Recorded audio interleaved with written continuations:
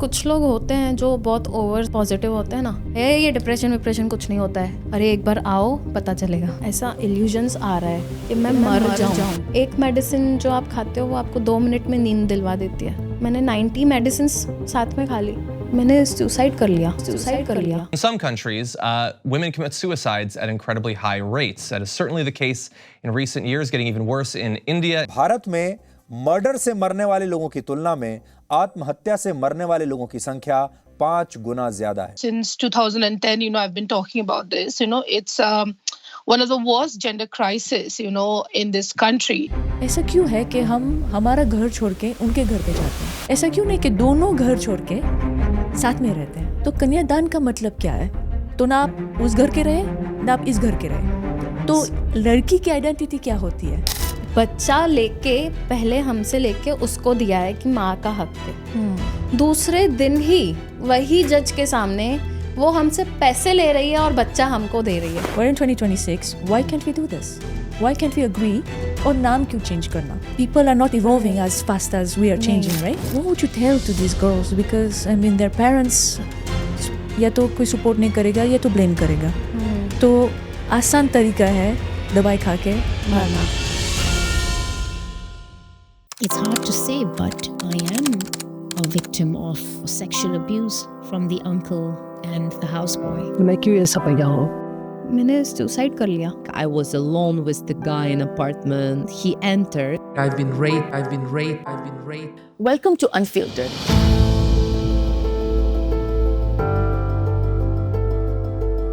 The stories we were told not to tell. Seeing this particular lady, every night she would come to my window and call me. I was diagnosed with the most shocking news of my life, that was the breast cancer. We are going to talk about emotional abandonment, identity, escape, relationships, and what really means to come back to yourself. The girls have been taught, don't go out at night, don't wear short clothes, don't do this. Why aren't the boys being taught? You're working, you're taking care of the kids, you have to be a great wife, you have to be great and successful, sexy woman. You're not just together holding each other sexually. We, as women, biologically wired to protect, to nourish, to nurture. We are meant to give life.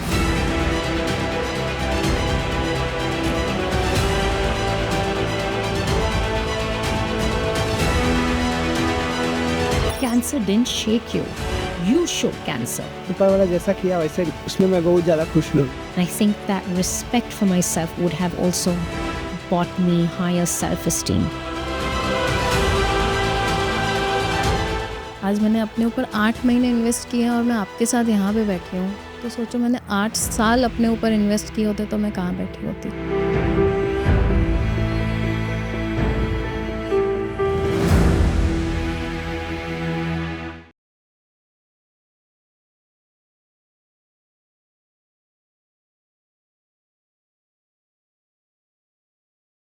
Welcome to Unfiltered, the stories we were told not to tell. A relationship you believed in for years suddenly ends. Family situation shifts overnight. और वो जिंदगी जो आपने अपने लिए imagine की थी, धीरे धीरे टूटने लगती है. Today's episode is about navigating exactly those moments. Our guest today grew up in Gujarat and built her career in a celebrity makeup industry, running her own makeup studio and working closely with brides for several years. A growing career, a long-term relationship, and an engagement with someone she had known since childhood. लेकिन कभी-कभी life हमारे हिसाब से नहीं चलती. A series of personal and family challenges changed everything for her. The relationship she has invested years into eventually came to an end. और उसके बाद जिंदगी एक बहुत ही अंधेरे फेज में चली गई. Today, she continues to work through that journey with professional support and medication and slowly rebuilding herself one step at a time. But she didn't give up. आज वो दुबई में है, जिंदगी पहले से शुरू कर रही है, trying to rebuild, rediscover herself and moving forward. और क्योंकि ये कहानी इंडिया से जुड़ी हुई है, आज का एपिसोड हम ज़्यादातर हिंदी में करेंगे. So today, on Unfiltered, let's welcome Divya.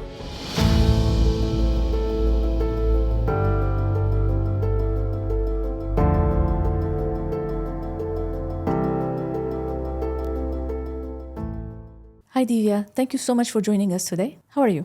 I'm good, thank you. How are you? I am good as well. So Divya पहले से शुरू करते हैं. आप अपने बारे में थोड़ा सा बता सकते हो, आप कहाँ से आए हो? मैं इंडिया से, Gujarat, Vadodara. Alright, so tell me, born and raised in Gujarat, tell me a little bit about your family background and who do you have in your family? So right now मेरी फैमिली में है mom, dad, me, my brother and मेरे भाई का छोटा बेटा है. एक बेटा है बस. Okay. और बैक देन बिफोर जब मैं पैदा हुई थी तब थे दादी दादा, मेरी बुआएं थी काफ़ी, उनके बच्चे थे. रिच एंड एफ्लुएंट फैमिली में बॉर्न नहीं हुई थी मैं. बहुत सिंपल और ऐसे फैमिली में बॉर्न हुई थी.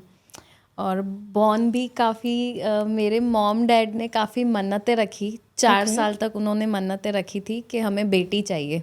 So basically you're literally the only girl. Yeah. So वो कैसा रहा आपका? मतलब तो फिर बहुत पैम्पर होगी. पैम्पर में हुई. मेरे मम्मी पापा के साइड से ज़्यादा मुझे पैम्परिंग मिला. बहुत अच्छा प्रिंसेस ट्रीटमेंट मिला. मेरे जो भाई हैं, अंकल के भी, चाचा के भी, जो जितने भाई हैं उन सबसे अच्छा ट्रीटमेंट मिला मुझे. बट कहीं ना कहीं मुझे डिफरेंसेस भी मिले. एक्सप्लेन करो थोड़ा सा, कैसे? लाइक मुझे हमेशा जेंडर डिस्क्रिमिनेशन लगा मेरे घर में. Because Really? या मैं इतने एजुकेटेड फैमिली में बॉर्न नहीं हुई थी. मेरी जो ग्रैंड मदर थी, उनकी बेटियां थी, सब ऑर्थोडॉक्स थी बहुत ज़्यादा. Okay. और मेरी मॉम डैड की लव मैरिज थी. Okay. तो मेरी ग्रैंड मदर और ये सब अगेंस्ट थे. एंड मैं जैसे बॉर्न हुई दे वर फीलिंग लाइक कि यार बेटी क्यों आई. मेरी दादी बोलती थी मम्मा को, अगर बेटी हुई ना तो मैं उसको तालाब में फेंक के आऊँगी. तो मेरी मम्मा ना हमेशा डरी हुई रहती थी कि मेरी बेटी को कोई ले ना जाए. So ये सिर्फ दादी की तरफ से था या फिर कोई और फैमिली में मेंबर्स में कोई? था, दादी और बुआओं के साइड से था. Okay. जो मेरी बुआएं थी उनके साइड से था. दादी के साइड से बहुत ज़्यादा था, मेरे पापा के साइड से नहीं था. एंड ग्रेजुअली जैसे जैसे बड़ी हुई मुझे मेरी मॉम के साइड से भी लगा जेंडर डिस्क्रिमिनेशन. Okay. वो तो बोलती है कि नहीं मेरे दोनों बच्चे मेरे लिए सेम है, बट हम कभी कुछ फील करते हैं. True. तो मैंने वो चीज़ काफ़ी मेरी मॉम के साइड से फील की है. पापा के साइड से इनिशियल स्टेज पे कभी फील नहीं किया. Okay. तो ये कैसे चेंज हो गया पापा के साइड से? आई डोंट नो कैसे चेंज हुआ, बट मैं शायद यही बोलूँगी जैसा उन्होंने सुना घर में, जैसा देखा वैसा उन्होंने बोला. मेरे बॉर्न होते ही मेरे पापा का तो बहुत अच्छा हो गया. रिच एंड एफ्लुएंट फैमिली हो गए हम, एकदम काम दाम सब बहुत अच्छा हो गया. Nice. और तो भी फिर सोच में तो आता ही है. पापा तो बहुत ही पैम्पर करते थे. सब कुछ मेरे नाम से है. सब कुछ अपनी बेटी के नाम ही रखा है उन्होंने. जो भी बिजनेस है सब कुछ. इतना प्यार मुझे मिला मेरे पापा से. तो बस बुआ और दादी के साइड से सब हुआ. बहुत ऑर्थोडॉक्स थे वो लोग. तो जो बुआएं अपनी बेटियों को सिखाती थी वो ही मुझे सिखाया जाता था.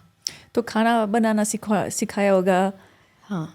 तो भाई को कभी नहीं पूछा कि खाना सिखा लो, बनाना शुरू करो? कभी नहीं. ओके. कभी नहीं. इवन अभी मम्मी की तबीयत ख़राब थी, आई टोल्ड आप स्टार्ट करो बनाना. मम्मी बोली नहीं. Even my father is cooking, you know. अभी मेरे पापा कुक करते हैं. मैं यहाँ दुबई आ गई हूँ इंडिया से. तो पर अगर बचपन से नहीं सिखाया तो उनकी भी गलती तो है नहीं. हाँ. है ना. तो ये जो आपने बचपन से ये सब कुछ देखा है, ठीक है, और क्या ऐसा है जो आपने डिफरेंस देखे ग्रोइंग अप, राइट? जैसे अगर स्कूल पे आप जाते हो तो क्या ऐसा था प्रेशर के लड़कों को बताते हैं कि आपको पढ़ाई करनी है, ऐसा कोई प्रेशर था या ठीक है अपना ख़त्म करो तो फिर शादी हो जाएगी? मुझे पढ़ाई में, स्टडी में इंटरेस्ट काफ़ी था. मुझे साइंस लेना था. तो स्ट्रेस मैं बहुत जल्दी लेती थी. तो मुझे एग्ज़ाम्स आते थे तो मुझे टेंशन होता था. कोई बात होती थी तो उसको सोचती रहती थी.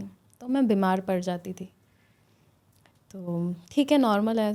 तो माय फादर वाज लाइक क्या पढ़ना है, मत पढ़, मैं बैठा हूँ ना, क्या करना है तुझे पढ़ के, शादी तो करनी है. And this was the line I hated the most. I don't know why, but उस टाइम पे मुझे बहुत बुरा लगता था जब ये चीज़ बोली जाती थी. मैंने 10th पास किया, मैं फादर से छोड़ देना अब क्या करना है, 10th तो हो गया ना. मैंने कहा नहीं मुझे करना है. 12th पास किया, पापा ने बोला कि क्या करना है, हो गया ना 12th पास, छोड़ दे.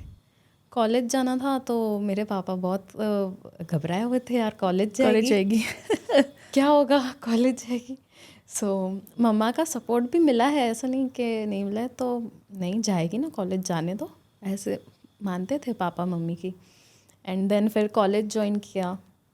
फिर अब क्या करना है, शादी करवानी है, ये नहीं. I said I have to do this, मुझे मेकअप सीखना है. मेरे बाहर जाने की बात आती थी ना, कहीं भी बाहर जाने की बात, पापा को चेस्ट में पेन स्टार्ट हो जाता था. उफ, इतना प्यार. So you studied in Vadodara itself? Yeah. Okay. I passed my law exam, entrance exam, and got admission in Pune. Okay. Pune NLU, National Law University. Okay, wow. Yeah. Okay. That was my dream.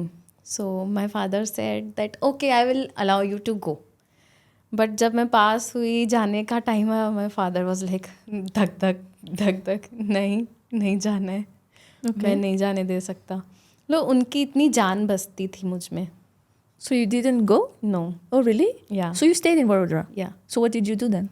I end up studying with commerce. Okay, so you stayed in Vadodara, you did Yes, commerce. Yeah. Was that okay for you? Was not okay for me. Okay. But अब ठीक था, चल रहा था. You mentioned, you know, your parents, your father, you're very close to your father. In my mind, I mean, you know, if you're close to someone, you would want their best, right? If this was a dream, I'd still want to know why he didn't let you really go. Didn't he trust you? What was the main thing? Or was he going to miss you a lot? Yeah, उनको लगता था बस, मेरे पापा को ऐसा है कि नहीं रह पाते हैं दूर.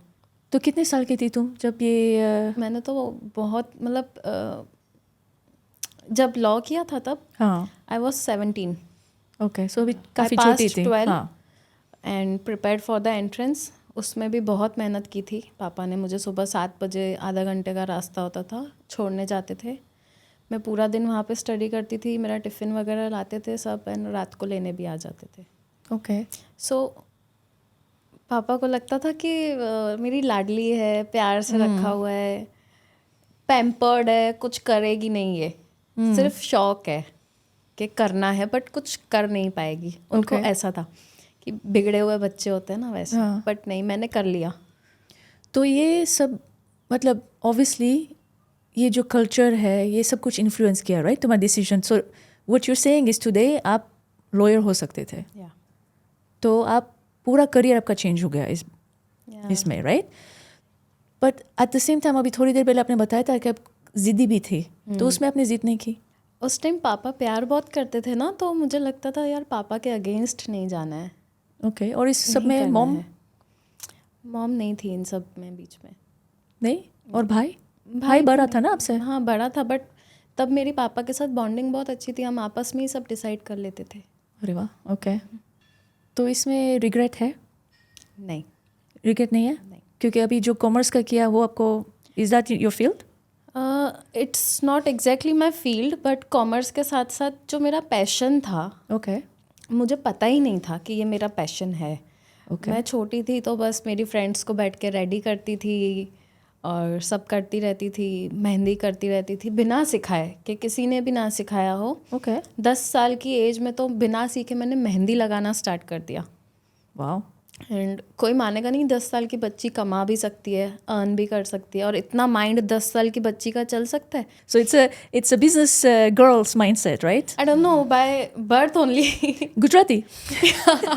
Right? Gujarati plus Sindhi. Gujarati plus Sindhi. So you're Sindhi by background, just to confirm, but born in Gujarat. Yeah. So that's a great combination indeed. Very nice. So you went for commerce, and then what is your passion, and what did you discover? पता नहीं कहाँ से suddenly I went into the salon.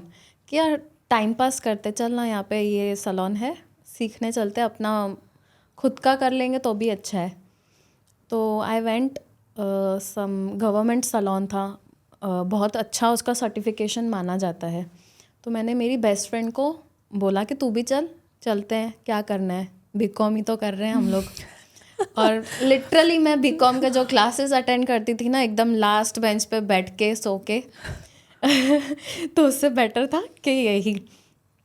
तो हम लोग गए, 3 महीने का कोर्स किया एंड देन उसमें से मुझे इंटरेस्ट आया। फिर I started somewhere at the salon, वहाँ पे सीखना स्टार्ट किया। फिर माइंडसेट थोड़ा चेंज हुआ कि अभी प्रोफेशनल मेकअप आर्टिस्ट बनना है। मेरे माइंड में ऐसा था, मुझे अनुराग मेकअप मंत्र से मेकअप सीखना है, मुंबई में है, ओके, वर्ल्ड फेमस है। तो मैं पापा से बोल तो रही थी कि पापा मुझे लोकल नहीं सीखना है, मुझे मुंबई भेजो, चल मैं बुक करता हूँ क्लासेस। अरे वाह। नेक्स्ट डे हम लोग मुंबई गए हैं एंड मैं वहाँ पूरे 2 महीने रही हूँ। और जैसे मेरा जाने का टाइम आ रहा था ना, वैसे मेरे पापा रो रहे थे, रोते जा रहे थे। इस सब में तुम्हारा ये जो बीकॉम था उसका क्या हुआ, ख़त्म किया? मेरा तो बीकॉम के मैंने एग्ज़ाम्स ही नहीं दिए, केटी जाने दी। ओके। तो एक साइड एग्ज़ाम्स आए थे, एक साइड ये आया था। मैंने एग्ज़ाम्स छोड़े और इसको चूज़ किया। उसके बाद पापा ने मुझे सैलून ओपन करवा के दिया। मैंने सैलून भी काफ़ी अच्छे से। कहाँ पे खोला? वहीं वडोदरा में। Very nice. या तो खुद का सैलून था? हाँ। कैसा चल रहा था वो? बहुत अच्छा। So you hired other like people to work under you? या वेरी नाइस। दूसरे लोग स्टाफ था मेरे अंडर, बट मेकअप मैं ही करती थी, कोई किसी से करवाना प्रेफर नहीं करता था। ओके। मेरा नाम ऐसे नहीं, दिव्या मैम करेंगे तो ही हम आएंगे। अब दिव्या मैम कितनों को करेंगे। और कितने साल की थी तुम तब? ओनली 18। लव के बारे में बात करते हैं। What you want to know? Everything, tell me. So मैं 15-16 ईयर्स की थी। सो मेरे साथ ही पढ़ता था। अच्छा, you had a relationship at 15? या।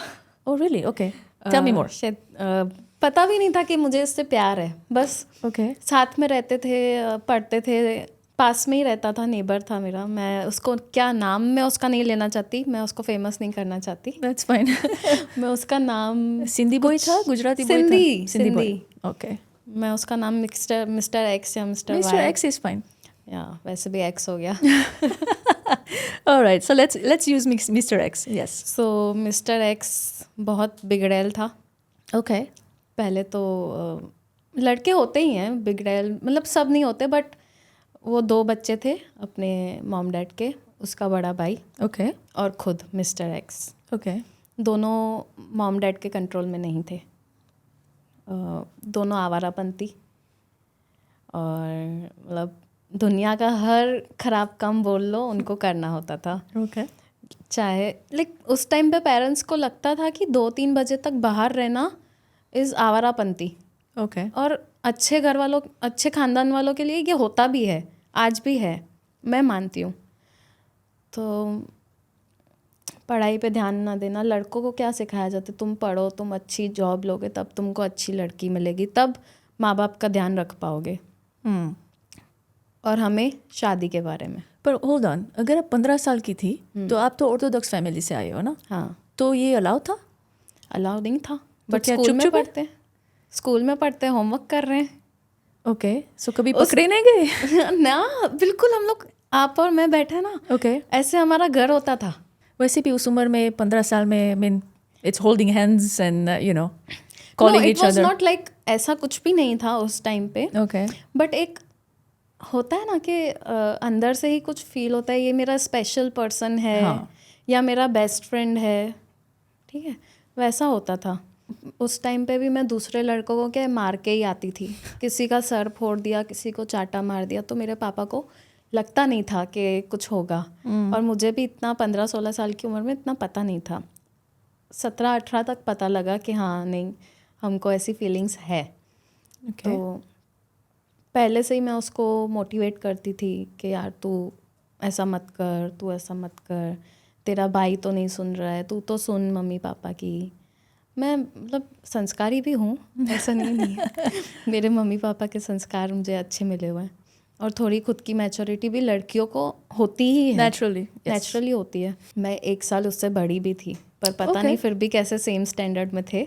कुछ था नहीं, ऐसे सुनता नहीं था किसी की, आवारा था बिल्कुल। फिर जैसे पता लगा कि नहीं वी आर इनटू लव, तो मानने लगा, सुनने लगा।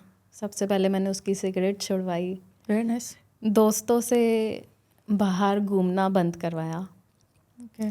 पढ़ाई में ही वॉज गुड बट ध्यान नहीं देता था, तो केटीज़ वगैरह थी काफ़ी, मेरा ध्यान देते देते मैं उसका भी ध्यान देती थी। मैं आ गई थी, मेरा सैलून था, फिर टाइम तो मैं निकाल लेती थी, मैं ओनर थी। उसको लाइब्रेरी में बैठ के पढ़ाया है मैंने, and he used to score more than, मतलब टॉपर से भी आगे बढ़ गया वो। एंड फिर मेरा तो सपना ही था कि मैं कहीं बाहर जाऊँ। कहाँ प्लान था जाने का? मुझे ऐसा था कि मुझे फॉरेन सेटल होना है, तो मैंने उसको बोला तू कनाडा की पढ़ाई कर, आइल्स का प्रिपरेशन कर। ओके। तो BCA तूने किया है, वहाँ पे अच्छा स्कोप है। तो हम साथ में प्लानिंग करते थे। एंड फिर उसके बाद वीज़ा का प्रोसेस एंड बाहर जाने का प्रोसेस सब कुछ स्टार्ट हुआ। तब तक भी पेरेंट्स को कुछ नहीं पता था। ओके। कुछ भी नहीं पता था, उसके घर पे पता था बस। तो गया वहाँ पे, अपने स्टडीज़ वगैरह पे ध्यान दिया, और मैंने मेरा सैलून का काम बहुत बढ़ गया था, तो मैं उसको टाइम नहीं दे पाती थी। टाइम डिफरेंस हो जाता है ना कनाडा और इंडिया का। It's very big. यस। तो टाइम नहीं दे पाती थी मैं। And I use to force him कि तू स्टडी करने आया है, तू इतना टाइम कॉलेज जाता है, पार्ट टाइम जॉब कर। मैंने उसको बोला है सीधा सीधा, डिलीवरी बॉय का काम करना है, घर से पैसे नहीं मांगने तुझे। तो ऐसे ऐसे करके हमारा रिलेशनशिप बहुत स्ट्रॉन्ग, बहुत अच्छा। या अब झगड़े तो हमारे आपस में होते ही थे, नो डाउट किसी में भी होंगे, बट हम एक दूसरे को मना लेते थे, ज़्यादा वही मनाता था।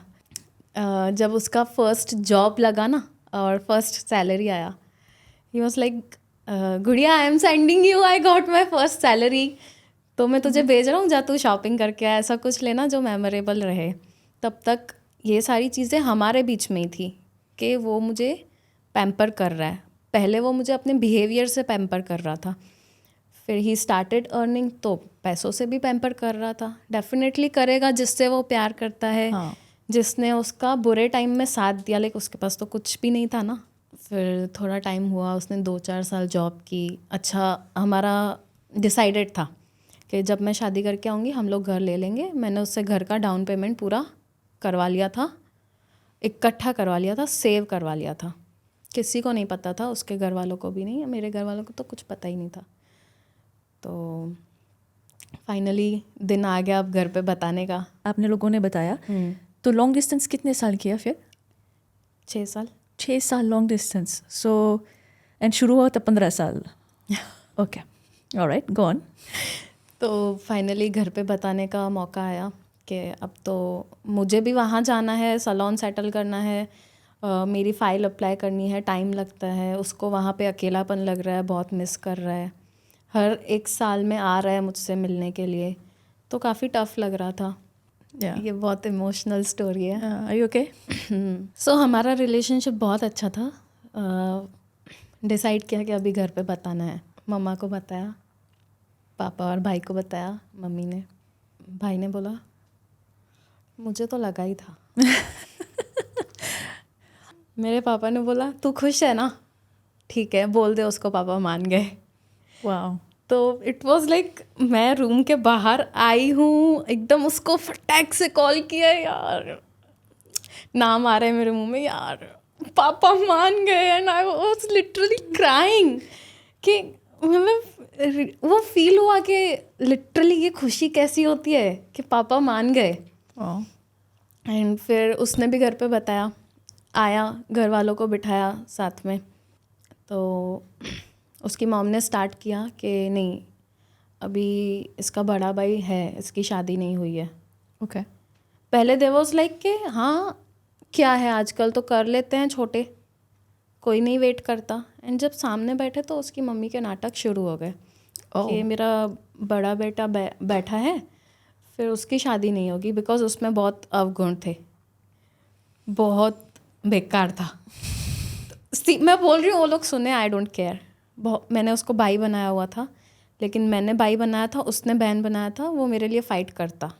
अब ना मेरा भाई है ना कुछ, तो उसमें बहुत बुराइयां थी, लिटरली बहुत बुराइयां थी। ना शक्ल ना अक्ल, शक्ल नहीं होती, अक्ल होती तो भी लड़की मिल जाती। तो उसकी मम्मी ने क्लियर बोला कि फिर मेरे बड़े बेटे को लड़की नहीं मिलेगी, कि ज़रूर उसमें कमी है, इसलिए छोटे बेटे की हो गई और बड़े बेटे की नहीं हो रही है। That's also part of its cultural thing, right? ऐसा मानते हैं लोग। हाँ, बट आजकल नहीं मानते। कौन मानता है?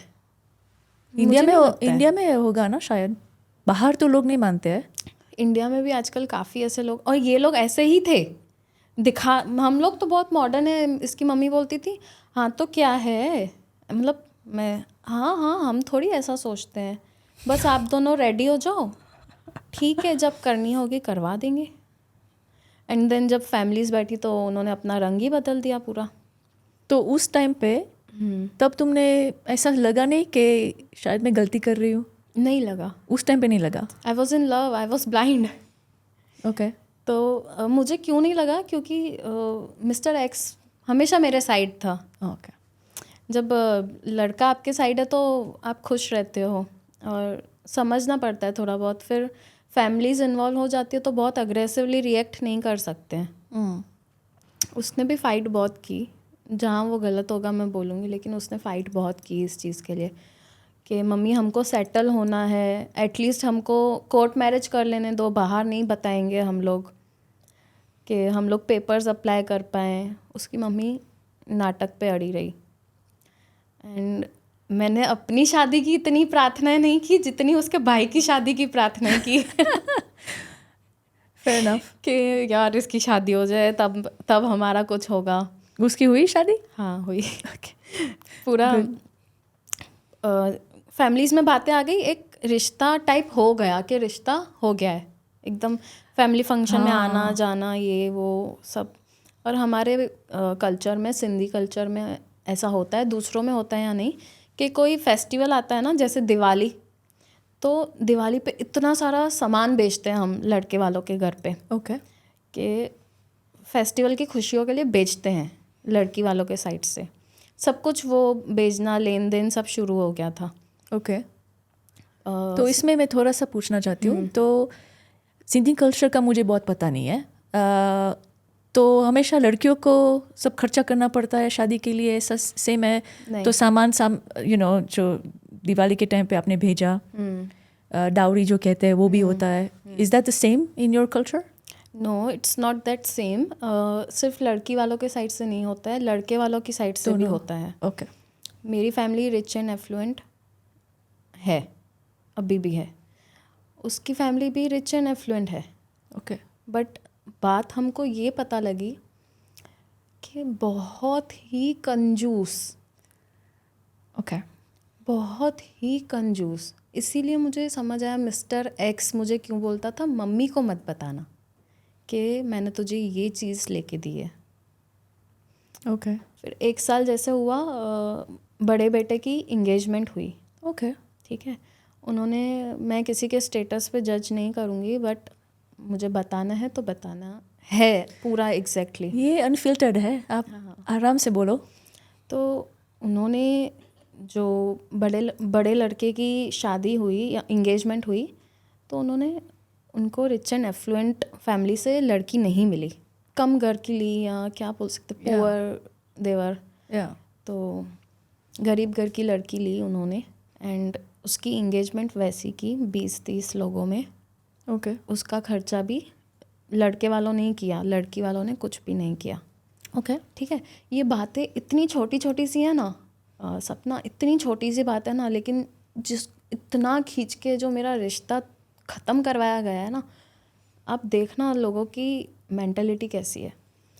तो I was on makeup order in Delhi, and उनको पता था कि मैं दिल्ली में हूँ। मेरे पीठ पीछे उन्होंने इंगेजमेंट रख दी। And mister X was in Canada. मैं बिज़ी थी, मैं फ़ोन यूज़ ही नहीं कर पाती थी, काम इतना रहता था, जब तक काम से फ्री ना हो। फ़ोन लिया है, मैंने देखा है यार ये तो, वो भी मुझे बता रहा है कि ऐसा हो गया सडनली ये वो। तो सडनली तो नहीं हुआ था, पता ही था, 2 दिन पहले ही बात हुई थी मिस्टर एक्स की मॉम से, तो उन्होंने रख दिया, कर दिया। हम लोग तीनों फिर वीडियो कॉल पे देख रहे थे, मिस्टर एक्स, मैं और उसकी मॉम। मिस्टर एक्स और मैं हम दोनों रोने लग गए, बिकॉज हम दोनों के अंदर तो फीलिंग थी ना कि हमारी इंगेजमेंट कब होगी। It's a happiness. पता है लोग इतना बोलते क्या रखा है शादी में, क्या रखा है इंगेजमेंट में, लेकिन आपने ना इतने सालों से प्यार किया और सपना देखा है कि हम ऐसे इंगेजमेंट करेंगे, हमारी इंगेजमेंट में ऐसा ऐसा करेंगे। तो 1 साल तक उसकी मम्मी ने हमको तड़पाया उस पीरियड के लिए। एक तो हम ऑलरेडी खुद में तो तरसे ही थे घर पे बता के तुरंत करने के लिए, तो उसकी मम्मी ने 1 साल तरसाया। फिर 1 साल के बाद जब खुशी आई तो सडनली कर दिया उसने। तो मिस्टर एक्स रोया, मैं रोई, मेरा रोना देख नहीं पाया, खुद का तो किसी का भी देख ले, मेरा रोना नहीं देख पाया। और उसकी इच्छा, मतलब खुशी इंसान को मिलने वाली होती है ना, वो भागता है। तो हमारी वो खुशी थी, वो भाग के आया। उसने अपनी मम्मी को बोला मैं आ रहा हूँ 15 दिन में, इंगेजमेंट की डेट फिक्स करो। उसकी मम्मी ने उस पर भी ऑफेंड किया कि ऑनलाइन करते हैं ना, तो इतना खर्चा करके क्यों आ रहा है, ऑनलाइन कर देते हैं।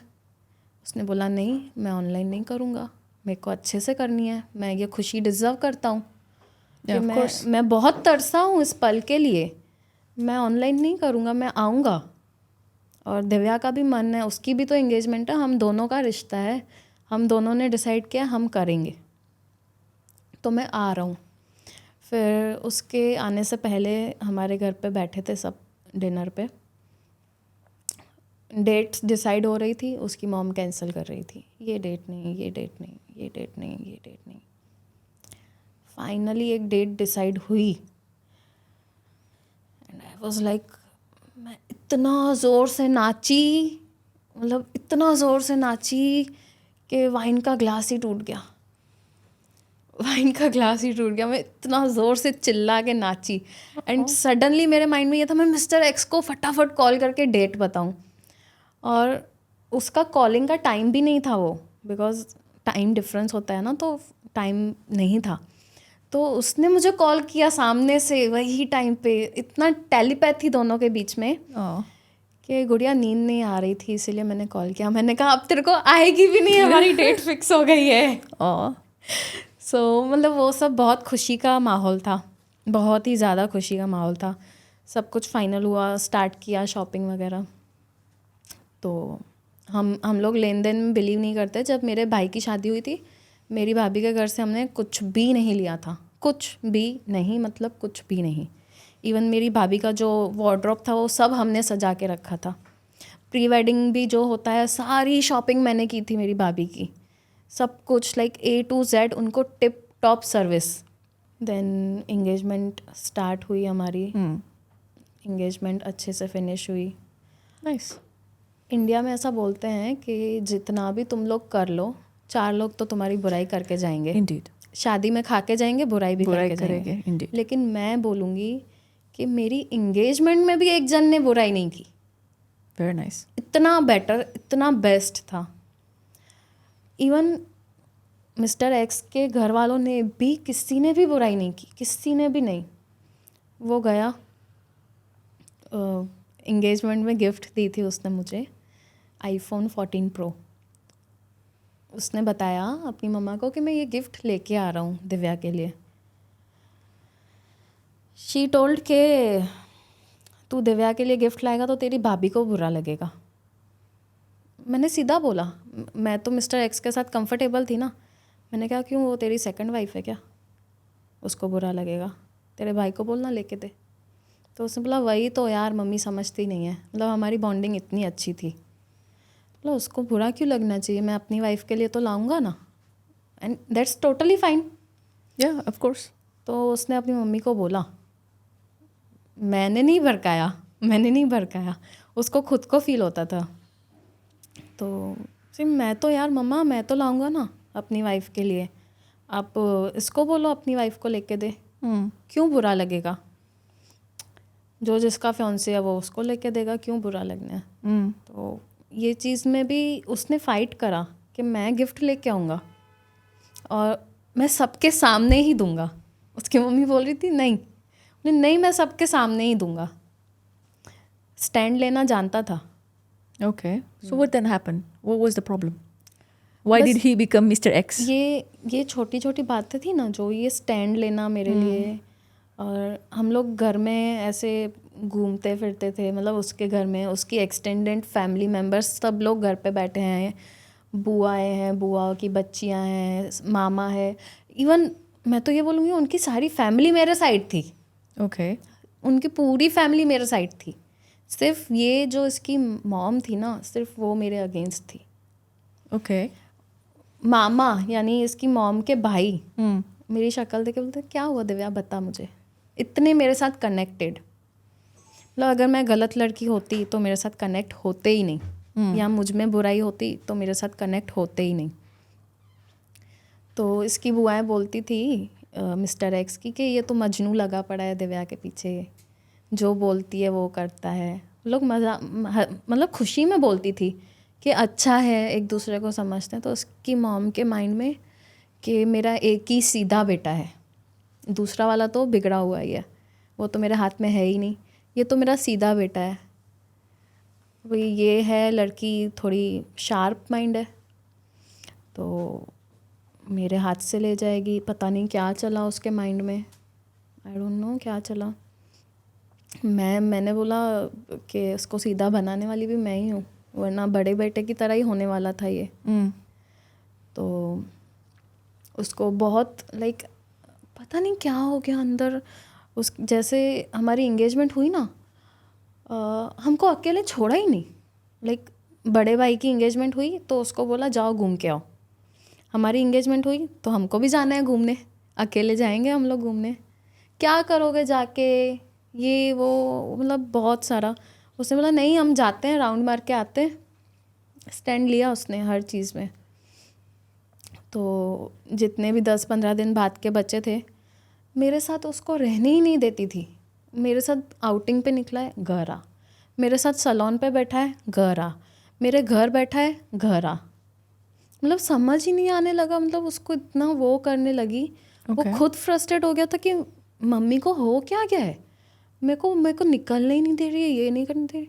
हमारे प्लान्स होते थे, उसको उसकी मम्मी को पता लगे ना कि मेरे साथ नाइट आउट का प्लान है, नहीं आने देगी, दोस्तों के साथ जाओ।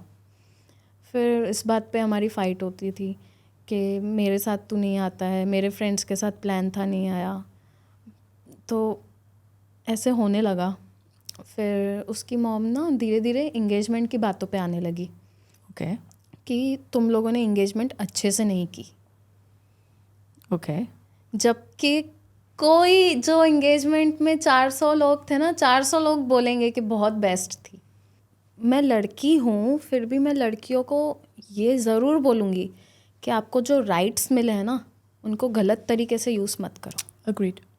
आजकल ये एक बिज़नेस हो गया है। लड़कियाँ शादी कर रही हैं, एलमनी ले रही हैं, जा रही हैं, दूसरी शादी कर रही हैं, ये कर रही है। हमको तो पता ही नहीं था ऐसा कुछ होता है जब तक मेरी भाभी ने नहीं किया था। मेरी भाभी ने किया। ऑलरेडी तू जो ज्वेलरी और सब लेके भागी है, उल्टे केसेस लगा दिए कि मुझे मारते हैं, मेरी ननंद मुझे मारती है, बहुत उल्टे केसेस लगाए। शादी की डेट पास आती जा रही थी, लड़का भी आने वाला था। हमने बोला अभी मत आ, रुक जा। फिर तू उसको पता लगा तू आई है, तेरे ऊपर ना केस कर दे, कुछ डर लग रहा था हमको। मेरे पापा बोले मिस्टर एक्स का नाम लेके कि इसके ऊपर कुछ भी किया ना तो मैं नहीं छोड़ूंगा। या but I understand the fear. या तो एक तो पापा को होता है यार घर वालों को कि अभी बेटी। फिर हम उसको, मेरे पापा मनाने जाते थे कि चल ठीक है तेरे घर वालों के पास पैसे नहीं है। मेरी भाभी भी बहुत गरीब घर से थी, उसकी मम्मा स्टिचिंग का काम करती थी, मंथली 5000 कमाती थी। उसके पापा मेंटली अनसाउंड थे। एक छोटा भाई, एक छोटी बहन और एक बड़ी बहन जिसकी शादी हुई है। ठीक है, तो चलो मेरे पापा ने बोला अंडरस्टैंड, पैसा चाहिए, गोल्ड चाहिए, दे दे सब अपनी मम्मा को, बच्चा और तू आ जा। ठीक है। हाँ, हम चांस देते हैं, हम कुछ नहीं करेंगे, कुछ नहीं बोलेंगे, बच्चा और तू आ जा। वहाँ पे कंसल्टिंग होती है, जहाँ पुलिस स्टेशन में केसेस होते हैं ना, ऐसे ही एफआईआर फाइल नहीं हो जाती है। जैसे ही कंसल्टिंग रूम से बाहर निकले और उसकी मम्मी और बहन को देखा है, उसने बोला मैं जा रही हूँ अपने घर। तो उसकी बहन बोलती है तू जाके दिखा। वहाँ मेरी भाभी फिर पलट गई, हाँ मैं नहीं चलूँगी। मतलब इतना उसका ब्रेन वॉश किया हुआ था उन लोगों ने, वाह, इतना ब्रेन वॉश किया हुआ था। एंड फिर सेकंड टाइम फिर कंसल्टिंग, तब तक मेरी भाभी का और ब्रेन वॉश। क्या बोल रही है पता है? बोल रही है इनकी बेटी की शादी है ना, इसीलिए मुझे लेने आए हैं कि इनकी बेटी की शादी पे इफ़ेक्ट ना हो। यार मैंने तेरे को एक बहन जैसे रखा, मैं आपको फ़ोटोज़ दिखाऊंगी ना, आप सोचोगे आजकल कौन सी ननंद अपनी भाभी को इतना अच्छा रखती है। मतलब सब दिखता है इंसान के बात करने से, मेमोरीज़ में से सब कुछ दिखता है। आज मैं बता भी रही हूँ ना, तो मैं उसके बारे में सिर्फ बुरा नहीं बोल रही हूँ, मैं बोल रही हूँ अच्छी थी मेरी भाभी, हम बहुत खुश थे। बट उन्होंने उसका ब्रेन वॉश कर दिया। मेरी भाभी नहीं मानी, केसेस वापस नहीं ले रही थी। केस हो भी नहीं रहा था हमारे ऊपर, बिकॉज उसके ऊपर कोई प्रूफ नहीं था, उसके पास कुछ प्रूफ नहीं था। बट उसने मीडिया में बोल दिया कि पुलिस वालों ने इनसे पैसे खा लिए, इसीलिए मेरा केस नहीं ले रहे हैं। पुलिस को केस लेना पड़ा। तो बस ये शादी के टाइम में केसेस वाली बात आ गई। इसकी माँ को रीज़न मिल गया, इसकी मॉम को रीज़न मिल गया, बोले अब नहीं करनी है, हम लोग ऐसे दाग लगे हुए ख़ानदान पे नहीं करेंगे। और इस बात पे भी मिस्टर एक्स स्टैंड रहा, मैं यहीं करूँगा। इनकी इसमें दिव्या की क्या गलती है? मेरे को पता है कि ये लोग ऐसे नहीं है। चलो अगर है भी तो दिव्या तो हमारे घर आएगी ना, मेरे पास आएगी, हमको यहाँ पे रहना है, मैं इसी से शादी करूँगा। बहुत नाटक किए इसकी मम्मी ने, इसके भाई ने बहुत समझाया, सारे घर वालों ने बहुत समझाया कि ये गलत है, तू मत फोर्स कर तोड़ने के लिए। नहीं, मैं नहीं करने दूँगी, नहीं करने दूँगी। फिर हमने डिसाइड किया कि हम कोर्ट मैरिज करेंगे छुप के। ओके। या लेकिन यार पता नहीं कहाँ से उसकी मम्मी को पता लग गया, आई डोंट नो। हमने 1-2 जन से बात तो शेयर की थी, पता लग गया तो पूरा ब्रेन वॉश कर दिया, मैं ये कर लूँगी, मैं वो कर लूँगी, ऐसा हो जाएगा, वैसा हो जाएगा। फिर मुझे बोलने लगी कि तू मेरे बेटे को यहाँ से बैठ के कंट्रोल करती है। एंड फिर वो आया, शादी में कुछ 10-12 दिन पड़े थे, आया, हमारा तब तक थोड़ा बहुत सेटल हुआ भाभी वाला मामला। मेरे पापा ने बोला हमको कोई दिक्कत नहीं है, हमारे पास, हम फिर से सब अरेंज कर लेंगे जो भी लेके भागी है। उसकी मम्मी को बस ऐसा था अब नहीं करना है।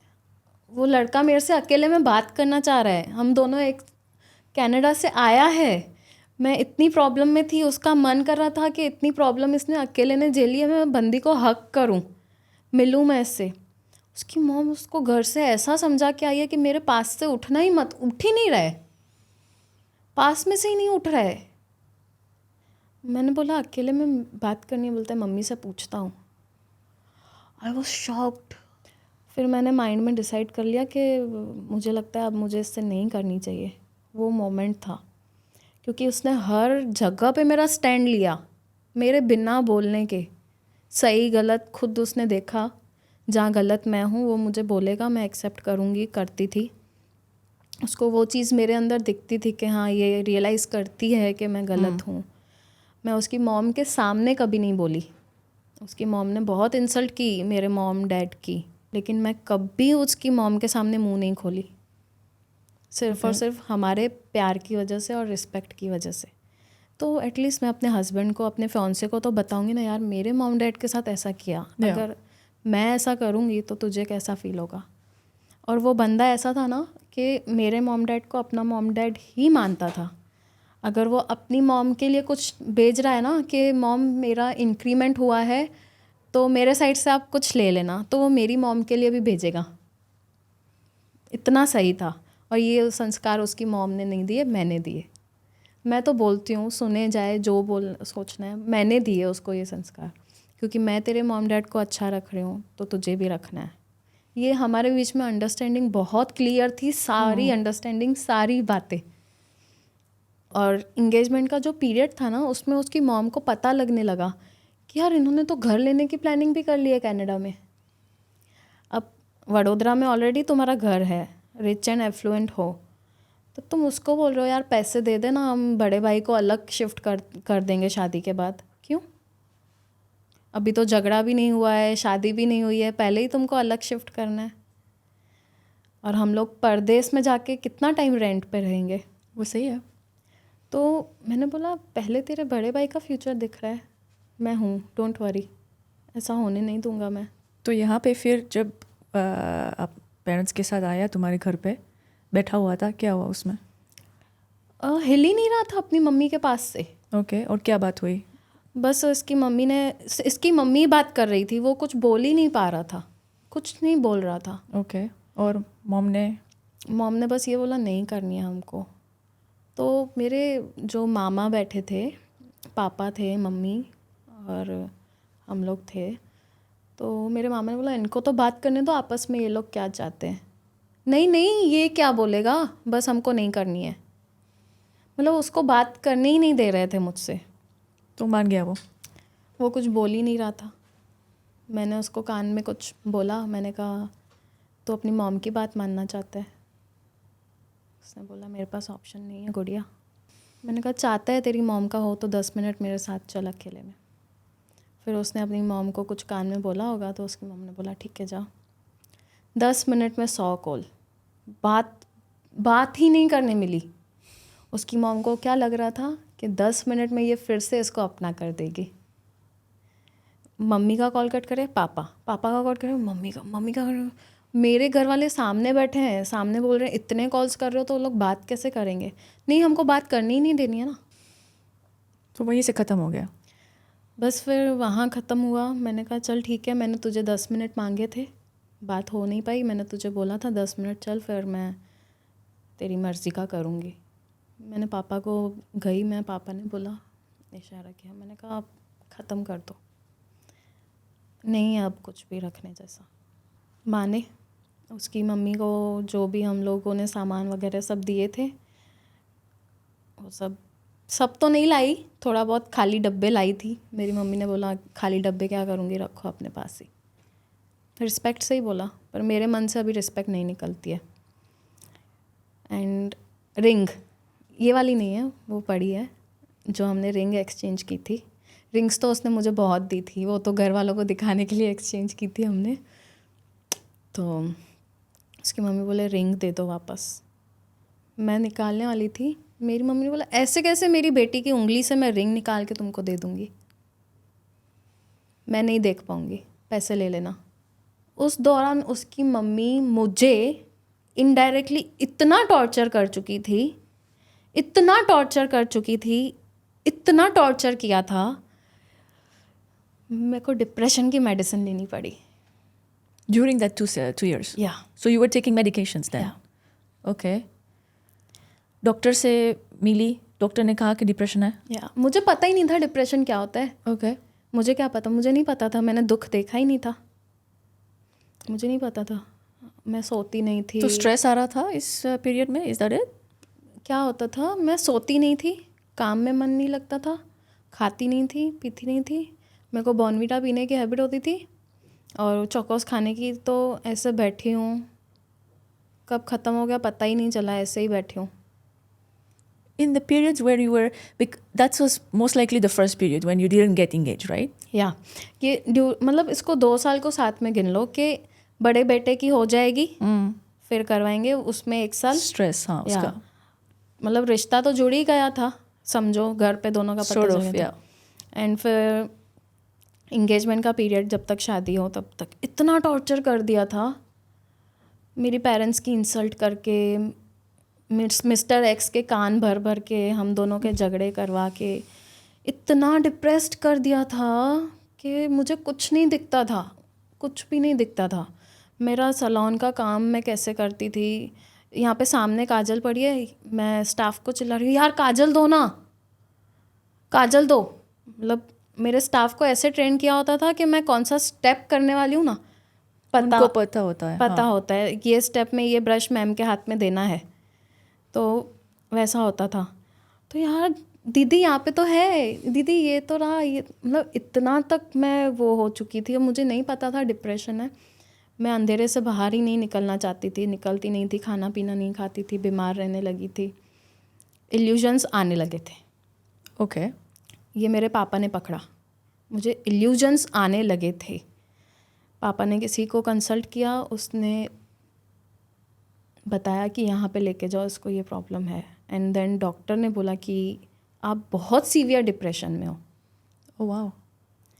मुझे नहीं, मैंने कहा डिप्रेशन मतलब ओके क्या होता है, उसमें क्या होता है? तो उसने बोला आपको ऐसे थॉट्स आते हैं कि आप किसी को मारो? मैंने कहा हाँ। ओके। तो बोला आप किसको मारते हो? मैंने कहा खुद को। मैं खुद को मारती थी क्योंकि झगड़े होते थे उसकी मॉम की वजह से। इतना मारती थी, सुबह तक मेरे गाल पे निशान होते थे। You were actually doing that yourself? Yes, I was and मुझे लग रहा था नॉर्मल है, मुझे क्या पता डिप्रेशन में इंसान ऐसा करता है। सो डॉक्टर ने मुझसे पूछा कि आपको लगता है कि आप किसी को मारो? मैंने कहा हाँ लगता है, मारूं, मार डालूं। तो क्या करते हो फिर आपको ऐसा लगता है? तो मैंने कहा मैं खुद को ही मारती हूँ। ओके। खुद का ही सर पटकती हूँ। ओके। तो बोला दिस इज़ द डिप्रेशन। बोला आपको कभी ऐसा लगता है कि आप कहीं से जंप कर रहे हो या सुसाइड कर रहे हो? मैंने कहा हाँ, मैं सोती हूँ ना, मुझे ऐसा लगता है कि ऐसे ऐसे मेरे घर वाले मेरा हाथ पकड़ रहे हैं और मैं चिल्ला के आगे जा रही हूँ, नहीं मेरे को कूदने दो, मुझे मरना है। और उठती थी तो सपना होता था। ऐसा मैंने बताया डॉक्टर को। तो बोला ये this is the severe depression. Okay. अभी आपको ऐसा इल्यूजन्स आ रहा है कि मैं मर जाऊँ, इतना डिप्रेशन हो चुका था। तो उसका सोल्यूशन क्या निकला फिर? सॉल्यूशन बस अभी निकला नहीं था। मिस्टर एक्स को पता था मैं डिप्रेशन की दवाई खा रही हूँ, उसने अपनी मॉम को नहीं बताया। तो आप तब से डिप्रेशन की दवा खा रहे हो? हाँ। ओके। उसको पता था कि मैं Okay. उसकी मॉम की वजह से खा रही हूँ डिप्रेशन की दवाई। उसने अपनी मॉम को नहीं बताया क्योंकि अगेन उसकी मॉम को रीज़न मिल जाता। और रीज़न मिल जाता इंडीड। तो उसने नहीं बताया, टूट गया। उसके बाद भी आई वॉज तो इन डिप्रेशन ओनली। तो मेरे पापा और मेरे मामा मतलब ऐसे बैठे थे मीटिंग में, टूटी जैसे ही वो लोग गए हैं, मेरे पापा और मामा एक दूसरे को हक करके इतना रोए। मेरे पापा और मेरे मामा इतने स्ट्रॉन्ग पर्सनालिटी है ना। मेरे मामा की आवाज़ सुनोगे ना, मतलब ऐसे एकदम इतनी, मतलब अच्छा भला डर जाए, इधर आ, अमरीश पुरी टाइप। अरे बहुत खतरनाक पर्सनालिटी है मेरे मामा और पापा दोनों। मतलब मैंने कभी नहीं सोचा था इन दो बंदों को मैं टूटता हुआ देखूंगी। एक तो मेरी भाभी ने ऐसा किया, ऊपर से मेरे भाई का घर तो बिगड़ा, ऊपर से मेरा बिगड़ा, दोनों टूट गए और मैं फुल डिप्रेशन में। उस टाइम भी मैंने सोचा, मैंने पापा को बोला क्यों रो रहे हो? नहीं है मेरा नाम आ रहा है मिस्टर एक्स। हाँ, मैंने बोला पापा ये वो यश है ही नहीं, मेरा यश नहीं है, छोड़ो मत रो उसके लिए। नहीं सहन हुआ मुझसे। आप मुझसे ये पूछना ज़रूर कि इन्होंने इंसल्ट कैसे की थी मेरे पापा की। Tell me now. मेरे को पता है कि मेरे पापा ने मुझे मन्नत रख के मांगा है। पापा के साथ अच्छी बॉन्डिंग रही हमेशा मेरी। मैं छोटी थी, मैंने हमेशा कल्चर देखा, मूवीज़ में देखा कि लड़की का पापा होता है ना, हमेशा हाथ जोड़ के बोलता है कि मेरी बेटी का ध्यान रखना। यहाँ तो अपना वो करता है, क्या होता है, पगड़ी। हाँ। तो मेरी सोच बचपन से ही आई डोंट नो ऐसी थी कि ऐसा नहीं होना चाहिए। क्योंकि मैं इंडिपेंडेंट हूँ, मैं ब्यूटीफुल हूँ, मैं पूरा पैकेज हूँ। I agree. मैं पूरा पैकेज हूँ, कोई कमी नहीं है मेरे अंदर। बहुत डिस्कशन हुआ, बहुत डिस्कशन। इसके मॉम डैड कोई बात से हिलने को रेडी नहीं थे, कोई बात से हिलने को भी रेडी नहीं थे। मेरे पापा ने बोला, सीधा मेरे पापा ने ऐसा किया जैसा आप बोलो। मेरी वहीं पे हटी। मैंने कहा ऐसा क्यों? मैंने बहुत झगड़ा। मैंने कहा पापा मैंने इस दिन के लिए अपने आप को नहीं बनाया है, मेरे को नहीं करनी है शादी, तोड़नी है तोड़ें, आपने क्यों हाथ जोड़े। मेरी उस टाइम पापा से इतनी फाइट हो गई, इतनी ज़्यादा फाइट हो गई। उसी टाइम मिस्टर एक्स का कॉल भी आया। कॉल पे इतनी फाइट हुई, मैं इतना अग्रेसिव हो गई, मुझे चक्कर आ गए, सीधा धम करके मैं गिर गई। मेरे पापा ने हाथ कैसे जोड़े, उसने अपने घर पे बोला ऐसा ऐसा क्यों किया आपने। अब बात ऐसी थी, इंसल्ट तो उन्होंने बहुत सारे वेज में की थी, लेकिन जो वर्ड्स उन्होंने बोले मुझे नहीं सुनाई दिए थे, मुझे बाद में बताया गया जब मैंने पापा से फ़ाइट की कि मेरी मम्मी बात कर रही थी उसकी मम्मी से अबाउट डेट्स एंड ऑल। तो लेडीज़ आपस में बात करिए, जेंट्स चुप करके बैठे तो बैठेंगे ही।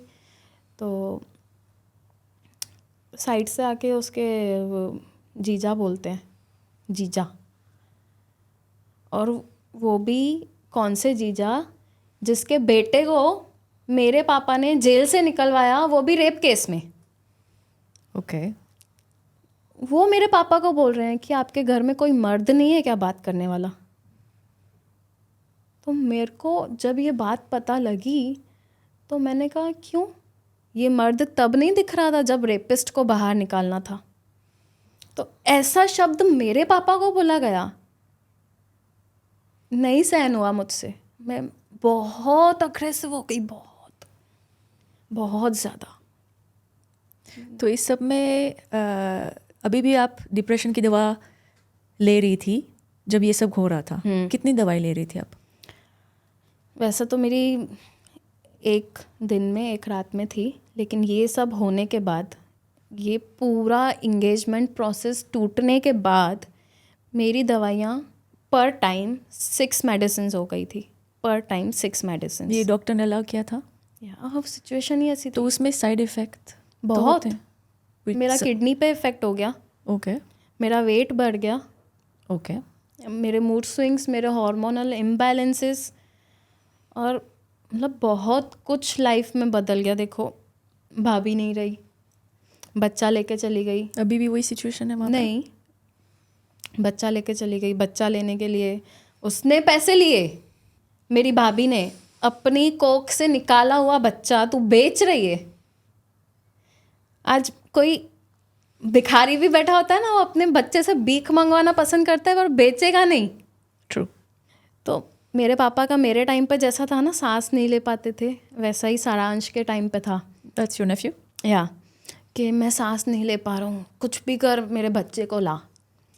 और वो उसके मॉम और बहन ने समझा दिया था, तू बच्चे की शक्ल नहीं दिखाएगी, जितना डिमांड करेगी पैसे वाले उतना मिलेगा। वही हुआ। जजेस भी देख रहे हैं कि यार मतलब बच्चा लेके पहले हमसे लेके उसको दिया है कि माँ का हक है, दूसरे दिन ही वही जज के सामने वो हमसे पैसे ले रही है और बच्चा हमको दे रही है। तो ये मतलब कहाँ का न्याय है। झूठे इल्ज़ाम्स लगा के, अपने बच्चे को टॉर्चर करके, फ़ोन पे दिखा के कि बच्चे को ऐसे टॉर्चर कर रही हूँ, और हमसे पैसा लेना। और जजेस को आजकल पता है, हमें तो बाद में पता लगा कि ये इनका बिजनेस चल रहा है, फिर भी फेयर डिसीजन नहीं लिया गया। बच्चा 2.5 साल का बच्चा, पापा पापा, दादू दादू, मेरे को दादू के साथ रहना है, मेरे को दादू के पास जाना है। वो माँ नहीं बोल रहा है, दादू और पप्पा बोल रहे हैं। तो वो भी जजेस को नहीं दिखा। मेरे पापा वहाँ पे कोर्ट में खड़े होकर रो रहे हैं, मम्मी रो रही है, वो बच्चा रो रहा है जाते हुए, बच्चा मुँह पीछे से रो रहा है, दादू, मतलब you can't imagine that situation. तो अब नेफ्यू कहाँ पे है? घर पे हमारे आ गया? पास है। तो आपने खरीद लिया मतलब? हाँ, हमारे पास जितना था हमने दिया, हम जान भी दे के उसको लेके आते, इतना प्यार था। तो उसके बाद क्या हुआ? आप यहाँ पे कैसे पहुँचे और क्या इस बीच में क्या हुआ? डिप्रेशन की दवाइयाँ फुल खा रही थी मैं। ओके। फुल मतलब 12 दवाई तो एक दिन में हो गई। ओके। लेकिन फ़ोन तो यूज़ करूँगी अंधेरे रूम में बैठ के। तो शादी हो रही थी उसके बड़े भाई की, देख रही हूँ उसमें नाच रहा है, उसमें ये सब हो रहा है, और मैं फुल डिप्रेशन में। मेरे फ्रेंड्स को बुला रही हूँ, यार प्लीज़ मुझे बांधो, मेरे को लग रहा है मैं खुद को कुछ कर दूं। मेरा यहाँ पे शादी का जोड़ा पड़ा है, मेरे मेहंदी के कोन्स पर है, मेरी डिज़ाइंस पड़ी है, मेरा पूरा बनाया हुआ दहेज पड़ा है और मेरी शादी नहीं हो रही है। तो फ्रेंड्स भी कितनी देर आपके पास बैठेंगे? सही है। अब जो मैंने किया वो सही तो नहीं है बिल्कुल भी, बट मैं डिप्रेशन की दवाई खा रही थी, मैंने सुसाइड कर लिया और मुझे पता ही नहीं है। कैसे किया? दवाइयाँ साथ में खा ली ना मैंने, 90 मेडिसिन्स साथ में खा ली। एक मेडिसिन जो आप खाते हो वो आपको 2 मिनट में नींद दिलवा देती है, इतनी हैवी दवाई थी मेरी। और ऐसी 6 एक टाइम पे थी और मैंने जितने भी मेडिसिन के पड़े थे पत्ते सब साथ में खा लिया, सब कुछ साथ में खा लिया मैंने। मुझे क्या पता, मेरे को तो बस ऐसा ही दिखेगा ना। मैं बोल रही थी यार ये लोग मेरी मैयत पे नाच रहे हैं। और क्या, कैसे कैसे बच गए आप? इट्स डिफ़िकल्ट या। सो मैंने दवाई खाई और बस मुझे आज भी याद है, मैं मेरे भाई के पास गई, गोद में सोई, बोला मैं जा रही हूँ, सबका ध्यान रखना। आंखें बंद हो गई, मुझे कुछ पता नहीं। 3 दिन निकल गए। ओके। 3 दिन मैं वेंटिलेटर पे थी। They took you to the hospital. या उनको समझ ही नहीं आया क्या हुआ है, क्या किया है। क्यों भाई के पास क्यों गई बताने के लिए? वही था ना, मम्मी कहीं पापा ना का कहीं, ध्यान। हाँ, कहीं ना कहीं आपको जिंदा रहना था ना? नहीं जिंदा नहीं रहना था, बस मम्मी पापा का ध्यान रखना। मैं जा रही हूँ, मम्मी पापा का ध्यान रखना। So you really didn't want to leave? Yes, मुझे उम्मीद ही नहीं थी मैं बचूंगी। मुझे बचना ही नहीं था, जीना ही नहीं था, कुछ नहीं था मेरे सामने, कुछ भी नहीं। मम्मी पापा थे उस टाइम, नहीं दिख रहे थे। भाई है ना, कोई नहीं, भाई को बोला ध्यान दे देना। भाई की गोद में सोई। कहीं ना कहीं यार भाई बहन की बॉन्डिंग तो होती है, बॉन्डिंग थी। बट ये जो दवाई आप ले रही थी उससे तो फ़ायदा होना चाहिए ना डिप्रेशन का? मेरा जो डिप्रेशन था इतने लेवल तक था कि मुझे डॉक्टर्स जगा के रख नहीं सकते थे। पूरा दिन मुझे दवाई खा के सोना सोना सोना सोना। पर तो ये दवाई जो आप ले रही थी उसका साइड इफ़ेक्ट हो सकता है? नहीं, नो। तो ये दिस इज समथिंग जो दवाई रहती है वो आपके माइंड को ब्लॉक करने के लिए, मुझे लगता है ऐसा होती है कि दिमाग को सुन कर देती है, कुछ समझ नहीं आता है। मतलब हम बातों को लाइटली लेने लगते हैं, बट शायद मैं उतना लाइटली ले ही नहीं पा रही थी, क्योंकि थी ही नहीं बात लाइटली लेने वाली। आप किसी के पीछे पैसा इन्वेस्ट करोगे आपके पास वापस आ जाएगा। मैंने तो खुद को इन्वेस्ट किया ना पूरा उसके पीछे। उसके बाद शादी के हम कनाडा में सेटल होंगे, उसकी मॉम का टॉर्चर भी सहन किया। जबकि मैं एकदम बोल्ड लड़की हूँ कि मैं किसी का टॉर्चर सहन नहीं करूँगी। मैंने अपने घर पे किसी का कुछ सहन नहीं किया। मेरे घर पे बोलते हैं पापा का नाम लेके कि कोई इसके सामने बोल सकता है तो उसकी बेटी ही बोल सकती है, दिव्या ही बोल सकती है, और ऐसा ही होता है। तो 3 दिन आप हॉस्पिटल पे रही? हाँ। डॉक्टर ने जब आप पहुंची थी क्या बोला आपको पता है? मुझे कुछ भी नहीं पता था, लेकिन मैं जब उठी जैसे होश आया, मुझे नर्सेस बता रही थी क्या कर दिया आपने, वो सब पाइप वगैरह ढले हुए यहाँ पे, वो सब लगा हुआ, बिल्कुल क्यों किया ऐसा पता है आपको? वो यहाँ से डाल के मुझे ना निकाल रहे थे सब कुछ, पंप करते हैं। हाँ, तो बोल रहे थे हमारी निकाल के ये देखो सूज गए हमारे हाथ। कितनी मेडिसिन खाई आपने? आपके पापा पता है इतना रो रहे थे बाहर, आपको पता है कोई सोया नहीं है 3 दिन से। बट मुझे जागने के बाद भी ऐसा ही था, मैं बची क्यों? मुझे वो टाइम पे भी सिचुएशन नहीं दिख रही थी कि ये लोग रोए हैं। मुझे दिख रहा था कि आज 3 दिन बाद भी यार आज इसकी शादी है बड़े भाई की। मैं रो रही हूँ मम्मा, आज मेरे हाथ में मेहंदी होने वाली थी, आज मैं भी अपने शादी के जोड़े में होती। सपने तो देखे थे ना यार, of course. उसको एक परफेक्ट प्रिसाइसली पता था कि दिव्या को अगर मंगलसूत्र चाहिए ना तो उसको इतनी लेंथ का चाहिए, ऐसी शेप का चाहिए। ऑफ कोर्स, मतलब इतना हमारा प्यारा रिश्ता। उसको हर चीज़ मुझे सिखानी पड़ती थी। एंगेजमेंट में भी रिंग पहनी तो किस कर हाथ पे। तो बहुत प्यारा रिश्ता था। ऐसे रिश्ते नहीं बनते हैं, नहीं मिलते हैं। बस यही था मुझे कि ठीक है। उसके बाद फिर घर पे आए, सब हुआ, तब तक भी यही था, मैं क्यों बची, क्या हुआ। सारांश मिला कोर्ट से, पर मैं तो अंधेरे में ही रहती थी, रूम में ही रहती थी अपने। खुद के पुराने फोटोज देख रही थी। एक दिन, दिव्या तू क्या थी? पुराने फोटोज देखे और खुद को देखा, यार मैं कैसी हो गई हूँ, किसके लिए। अचानक से ऐसे माइंड में आया, चल फिर से उठ। सैलून भी बंद कर दिया था। इस टाइम पे आपने सैलून बंद कर दिया था? बंद कर दिया था। और बीच में इसमें रोल आया मेरी बुआ का, जो मेरी सगी बुआ नहीं है बट सगे से भी ज़्यादा है। मेरे पापा का जो शॉप है ना, उसके पास में घर है बुआ का। तो पापा ने बुआ मतलब बहन बनाया हुआ पापा ने, तो मैं उसको बुआ बोलती, हमेशा से बुआ बोलती थी। उसमें रोल आया मेरी बुआ का। उन्होंने मुझे डिप्रेशन से निकलने में इतनी हेल्प की। और like she was also in depression. उसको पता था कि डिप्रेशन में ऐसा ऐसा होता है। मेरे मॉम डैड को इतना नहीं पता था। तो जब मुझे पैनिक अटैक्स आते थे ना, she use to also have panic attacks. बहुत डेंजर पैनिक अटैक्स। तो वो मुझे यूँ पकड़ लेती थी एकदम टाइट, गले से लगा के एकदम टाइट। तो लगता था हाँ यही चाहिए था, यही चाहिए था। तो बोलती थी, बुआ बेटा मैं भी ऐसे ही चाहती थी कि मुझे कोई ऐसा पकड़े। और उन्होंने मेरे को हिम्मत दी कि चल सैलून खोल फिर से। मैं रेडी नहीं थी बिल्कुल भी। निकली मैं बाहर रूम से, अंधेरे से निकली कि नहीं अब दिव्या वैसे बनना है तुझे। सारांश के साथ खेलना स्टार्ट किया, थोड़ा बहुत बात करना स्टार्ट किया घर में।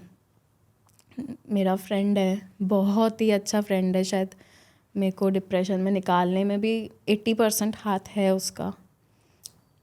तो मैं उससे भी बात नहीं करती थी जब मेरा ड्यूरिंग रिलेशनशिप था। मैं किसी से बात नहीं करती थी। फिर जैसे टूटा, सबका मैसेज आता है ना कि हाँ we are sorry, we hurt this. तो ऐसे करके ही टोल्ड कि जिम चल, तेरा सारा डिप्रेशन निकल जाएगा। Very true, very true. मुझे सुबह 7 बजे जिम लेके जाता था। मैं उठती नहीं थी क्योंकि दवाई। हाँ। फिर घर पे आके उठाएगा, पानी मारेगा।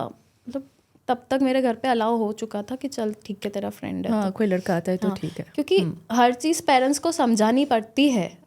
उन्होंने किया है बच्चों के अकॉर्डिंग। ऑर्थोडॉक्स फैमिली से मॉडर्न फैमिली में बने हैं वो। तो दोस्ती भी is a new concept no, between a girl and a guy. तो वो मुझे लेके जाता था, अपनी गाड़ी में लेके जाएगा।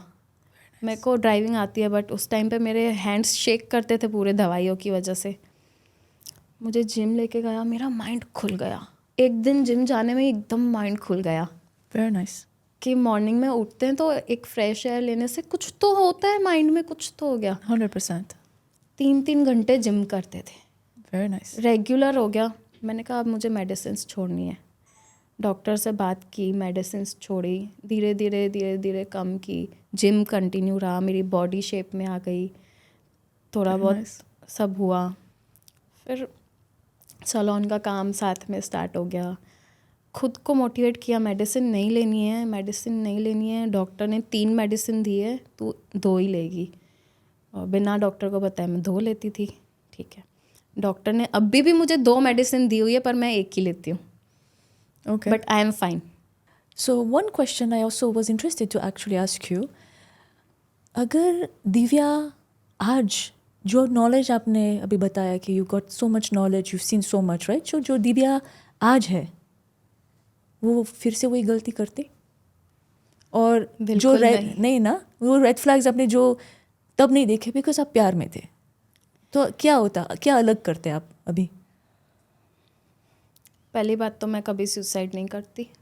ओके, तो ये रिग्रेट करती है आप? बहुत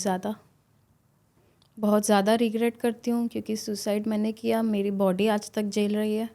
जैसे कि है उसके मेडिसिन साथ में खाने के साइड इफ़ेक्ट्स बहुत होते हैं। लाइक कोई साइड इफ़ेक्ट किडनी पे आता है, कोई लीवर पे आता है। ओके। डॉक्टर ने बहुत ज़्यादा खतरा दिया था कि मैं पूरी तरह से पागल हो सकती हूँ। ओके, और ये जो आपका प्रीवियस रिलेशनशिप था मिस्टर एक्स के साथ, राइट? वो क्या अलग करती है? इतने साल आपने उसके साथ बिताए, अगर वो सेम सिचुएशंस अभी है आज का, तो आप करते इतना? मैं अपने करियर पे ध्यान देती हूँ, उसके करियर पे बिल्कुल ध्यान नहीं देती। जो मैंने उम्मीद लगाई, वो जो उस पर मैंने टाइम इन्वेस्ट उस पर किया, आज मैंने अपने ऊपर 8 महीने इन्वेस्ट किए हैं और मैं आपके साथ यहाँ पे बैठी हूँ। तो सोचो, मैंने 8 साल अपने ऊपर इन्वेस्ट किए होते तो मैं कहाँ बैठी होती। Very nice. One more thing. I meant to ask you, and again going back to a little bit of that dark side in your life, right? जब आपका failed suicide attempt हुआ, लोगों ने कुछ बोला कि हाँ ये तो नाटक कर रही है, या ऐसे ही कर रही है, she wants attention, ऐसा कुछ सुनने को मिला? किसने बोला? मैं नाम नहीं बोलूँगी। ओके, मेरे क्लोज्ड वंस ने ही बोला, जिनसे बिल्कुल उम्मीद नहीं थी। इस चीज़ में मैं नाम नहीं ले पाऊँगी। ठीक है। कि ये सब तो नाटक है, ऐसा कुछ नहीं होता है। नॉट फॉर सुसाइड, बट जैसे मेरा डिप्रेशन बढ़ा था, सुसाइड के लिए तो किसी ने कुछ भी नहीं बोला था। कि जैसे मेरा डिप्रेशन बढ़ा था, वैसे सब ऐसा बोल रहे थे, ये तो सब नाटक है, ऐसा कुछ नहीं होता है। Because depression is not something that even today I don't think we fully understand it, right? Yeah. And it's Indian families को तो नहीं समझ आएगी। Exactly. उनको लगा भूत चढ़ गए। हाँ, exactly. Understandable. और कुछ लोग होते हैं जो बहुत ओवर ज़्यादा पॉजिटिव होते हैं ना, ये डिप्रेशन कुछ नहीं होता है, डिप्रेशन कुछ नहीं होता है, अरे एक बार आओ पता चलेगा।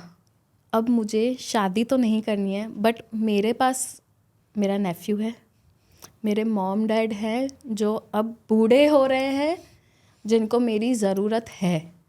महादेव ने मुझे इनके लिए बचाया। जब मैं बची थी ना, मैं यही बोल रही थी महादेव को कि क्या है मेरी लाइफ में जो आपने मुझे बचाया है? कुछ भी तो नहीं है।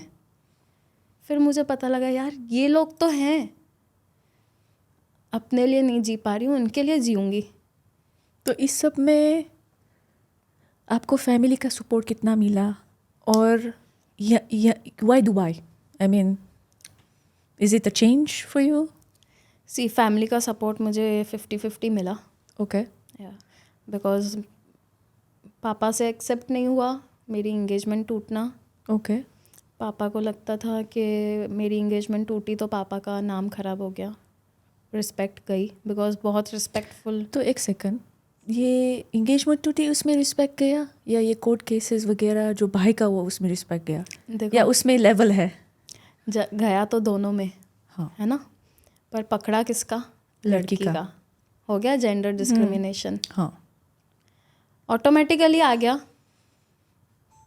हाँ, है ना, कि लड़की का, लड़का है वो तो ठीक है। लड़के की तो शादी वैसे भी हो सकती है वापस। क्या? लड़की का डिफिकल्ट है। लड़की का क्यों डिफिकल्ट है? कल्चर बोलता है, लोग बोलेंगे। बस ये बात मैं उनके अंदर चेंज नहीं कर पाई। इस बात से लेके हमारे बीच में फाइट्स होने लगी, मेरे और पापा के बीच में, मम्मी के बीच में। तो कहीं ना कहीं वहाँ मुझे लगता है कि शायद मेरे पापा का सपोर्ट वहाँ मिला, कुछ हद तक मिला, कुछ हद तक नहीं भी मिला। कुछ हद तक मुझे ब्लेम्स मिले कि तूने और सह लिया होता तो ये नहीं होता। पर उसमें सहन करने की बात ही नहीं आई ना। रिश्ता तो उन लोगों ने तोड़ा है ना, तुम तोड़ के तो तुम तो नहीं आई ना। उन लोगों ने तोड़ा है, बट मैं तो हर चीज़ का प्रूफ दे रही थी ना मिस्टर एक्स को, और वो अपनी मॉम से उस बात पे आर्ग्यूमेंट कर रहा था। तो हमारी आदत थी एक दूसरे को A to Z चीज़ें बताने की। तो पापा को वो लगता था कि तूने क्यों बताया। But I mean, this is my opinion coming from a modern girl, right? मेरे हिसाब से अगर यहाँ पहले से ऐसे हो रहा है तो बाद में तो और ख़राब ही होना था ना. मैंने काफ़ी बार बताया था पापा को कि यार मेरी सास ऐसा कर रही है. बट जो फादर्स होते हैं ना, मतलब अच्छी फैमिली के, या मैं क्या बोलूँ अब, जैसे मेरी भाभी कांड करके चली गई. That's the word. बिल्कुल. तो उसकी मॉम ने उसको गलत चीज़ में सपोर्ट किया. मेरी मॉम की और डैड की भी लव मैरिज हुई है. मेरे नाना ने क्या किया, नाना क्या करते थे, जब दोनों की फ़ाइट होती थी ना, तो बोलते थे नहीं ये तेरा घर ही है, तुझे ही संभालना है, फ़ाइट हो के कुछ भी हो. तो अगेन मेंटलिटी आ जाती है, हाँ ठीक है ना, सास है तो क्या हुआ, ऐसा कर रही है तो क्या हुआ, सह ले, कर रही है तो सह ले, वो बात आ जाती थी. इसमें एक क्वेश्चन पूछना चाहती हूँ मैं. सो हमारे में कन्यादान होता है, सिंधी लोग में भी वही होता है. हाँ. तो कन्यादान का मतलब क्या है? कन्या मतलब दान कर दिया, लाइक अ डोनेशन. तो अब अगर आपकी शादी हो गई होती, मानो कि आप कनाडा नहीं गए होते, यहीं पे इंडिया पे रहते, तो अगर उस टाइम पे सेपरेशन हो जाता, डिवोर्स हो जाता, कुछ भी, तो आप कहाँ जाते? क्योंकि कन्यादान हो गया, तो ना आप उस घर के रहे ना आप इस घर के रहे. तो लड़की की आइडेंटिटी क्या होती है आपके हिसाब से इसमें? लड़की की आइडेंटिटी बस यही है कि ना आप उसको ससुराल को अपना बोलो, ना मायके को अपना बोलो, खुद को ही अपना भगवान मानो. जब भी ये सेपरेशंस होता है, डिवोर्सेस होता है वगैरह, राइट, हम शादी करके आते हैं, हमें बचपन से बोला जाता है कि लड़कियां पराई होती है. तो सेपरेशंस हो गया तो इन सिचुएशंस में क्या होता है? आप यहाँ के भी नहीं रहते हो और यहाँ के भी नहीं रहते हो. जनरली इन सिचुएशंस में फैमिलीज क्या करती हैं, पहले बोल देती है लव मैरिज कर रहे हो, जो भी होगा खुद से देख लेना, हम लोग बंधे हुए नहीं हैं. ओके. अरेंज मैरिज में बोलेगी जो होगा हम बंधे हुए हैं. बट इवेंचुअली होता क्या है, मेरी एज छोटी है, मैंने बहुत एक्सपीरियंसेस किए हैं. अरेंज मैरिज में भी अगर लड़की को प्रॉब्लम आती है ना, तो एंड में पेरेंट्स पता है क्या बोलेंगे, बेटा ये तो तेरा नसीब था, हमने तो सब अच्छा देख के ही करवाया था. तो फिर लव मैरिज पे ही सिर्फ क्वेश्चन मार्क क्यों? पर फिर अगर मैं यहाँ पे, मेरा ये इशू है कि मुझे ये समझ में नहीं आ रहा है कि लड़की की फिर आइडेंटिटी क्या होती है. अगर आप घर वालों को छोड़ के जाते हो तो you change your last name in hindsight, you belong to a new family. अगर आप सेपरेशन हो जाता है तो आप वो लास्ट नेम भी नहीं रख सकते. तो वो लास्ट नेम आपका क्या है और आइडेंटिटी क्या है? Who do you belong to? जैसे हम ग्राउंडेड बोलते हैं, we have to be more grounded, you have to belong to someone, right? See, अगर मुझसे पूछा जाओ ना, तो मैं यही बोलूँगी डिवोर्स के बाद या किसी के बाद भी उसके पीछे जो नाम सरनेम आना चाहिए ना, वो जहाँ बॉर्न हुई है वो आना चाहिए. क्यों? पर वो लोग अगर नहीं मानते हैं, पेरेंट्स अगर बोलते हैं कि आप वापस नहीं मानते हैं, नहीं, ऐसे लॉजिकली देखा जाए तो पेरेंट्स को मानना चाहिए कि बेटी डिवोर्स्ड होके आई है, एटलीस्ट वो वहाँ पे सुसाइड करके मरी नहीं है, एटलीस्ट जिंदा वापस आई है, तो उनको एक्सेप्ट करना चाहिए. बेटी की प्रॉब्लम समझनी चाहिए और बेटा ये तेरा ही घर है. But I am coming to that. बेटा ये तेरा ही घर है, तू आराम से रह, तेरे को वहाँ प्रॉब्लम थी, आई अंडरस्टैंड, तेरा ही घर है, तू हमारी ही है, सरनेम नाम सब कुछ तेरा है. लेकिन ये नहीं मिलता है, हार्डली कैन से कि चलो 99.9% नहीं ही मिलता है. पर तो ऐसा क्यों नहीं होता कि हम जो अभी नेक्स्ट जनरेशन्स हैं, obviously we have to teach them to be independent, right? That should be number 1. I am talking about girls here. कि आप इंडिपेंडेंट रहो तो किसी के ऊपर आप, इवन अगर फ्यूचर में प्रॉब्लम होती है तो आप खुद से रह सकते हो, ठीक है? बट यहाँ पे ऐसा क्यों है कि हम हमारा घर छोड़ के उनके घर पे जाते हैं? ऐसा क्यों नहीं कि दोनों घर छोड़ के साथ में रहते हैं? ऐसा क्यों नहीं? That's the great question. We're in 2026 nowadays, right? We're in 2026. Why can't we do this? Why can't we agree? और नाम क्यों change करना? And I'm asking you, I mean, you might not have the answer, but this is just... I have answer. Okay, tell me. I have answer. See, अगर husband, wife, girlfriend, boyfriend आपस में ready है ना कोई भी चीज़ के लिए, parents should not interfere. देखो, लड़का जो आपसे प्यार करता है ना, वो आपकी बात मानेगा, लड़की आपसे प्यार करती है वो आपकी बात मानेगी। मेरा मिस्टर एक्स था, ही वॉज रेडी, मत चेंज करना, क्या है, नहीं करना था आपको चेंज? नहीं, मुझे नहीं करना था। कन्यादान करते आप, करवाते? हाँ, वो तो एक प्रोसेस है, करते हैं, बट मुझे कुछ वैसा नहीं था मिस्टर एक्स की तरफ से कि ऐसा होगा या वैसा। नहीं, तेरे को चेंज नहीं करना है ना, कोई दिक्कत नहीं है, इसमें क्या है। Because we both are educated, we both are of same age, हमारी थिंकिंग मिल रही है, हम लोगों ने सब साथ में डिसाइड किया है, एक दूसरे को समझ रहे हैं, मत चेंज करना। ही यूज्ड टू से कि मैं तेरे नाम पे घर लूँगा, मैं बोलती थी क्यों, हमारे नाम पे लेना।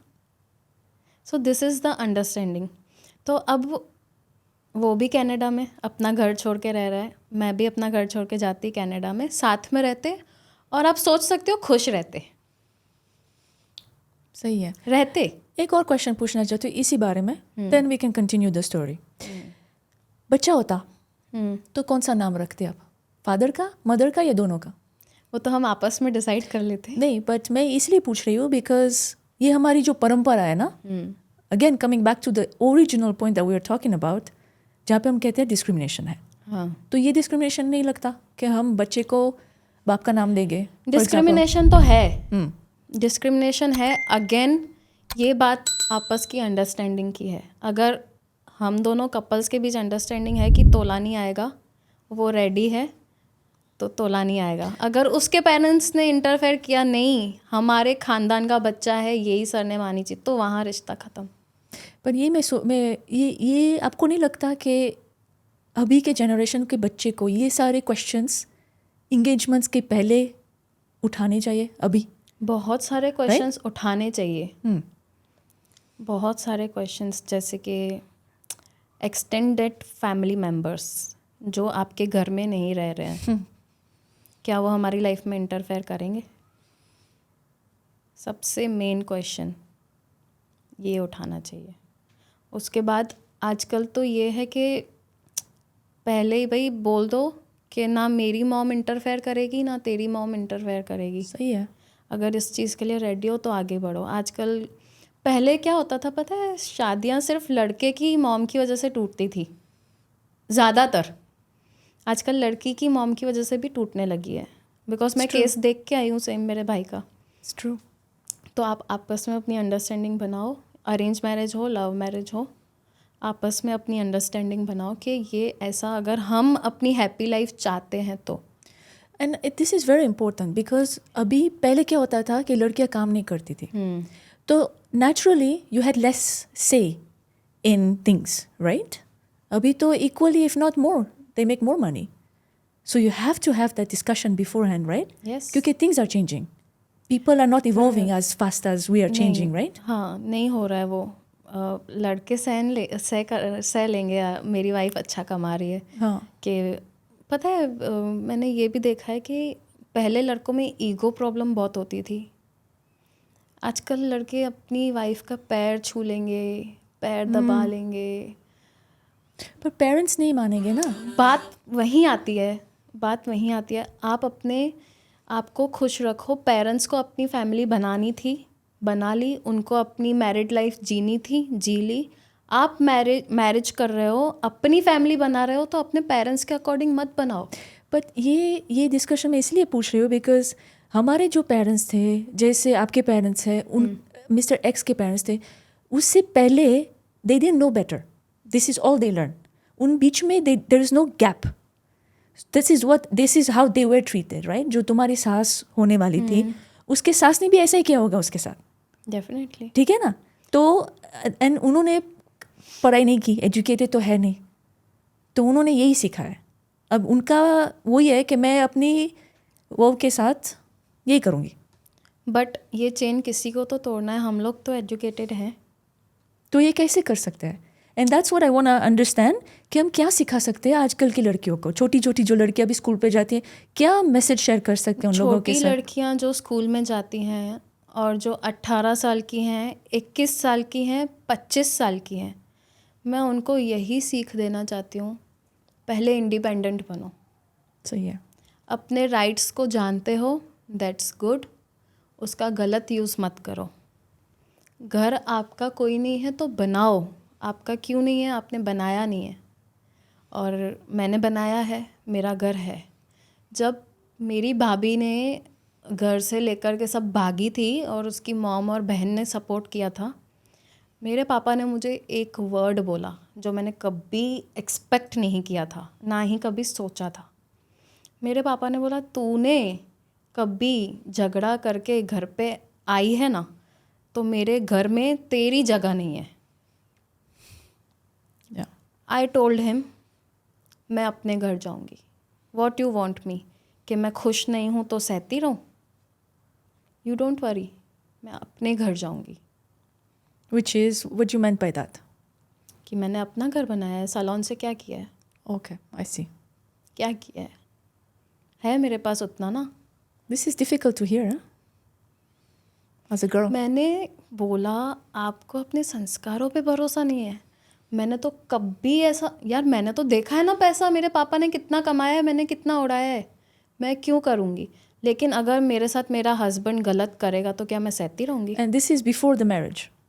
बिफोर मैरिज जब भाभी लेकर के भागी सब, तो मेरे पापा मुझे सीख दे रहे थे. बट सीख ऐसी जो जिसके बारे में मैंने सोचा ही नहीं है. उन्होंने बोला, खुशी खुशी तू आ, लेकिन अगर झगड़ के आई, कुछ गलत करके आई, तो मेरे घर के दरवाजे बंद है. अब गलत, I mean, if that's what he meant, then I also agree, right? If you did something wrong, such as what your bhabhi did, then I understand. But अगर उल्टा है, मैं करूँगी क्यों? आपके संस्कार है. मैं मर रही हूँ अपना घर बसाने के लिए.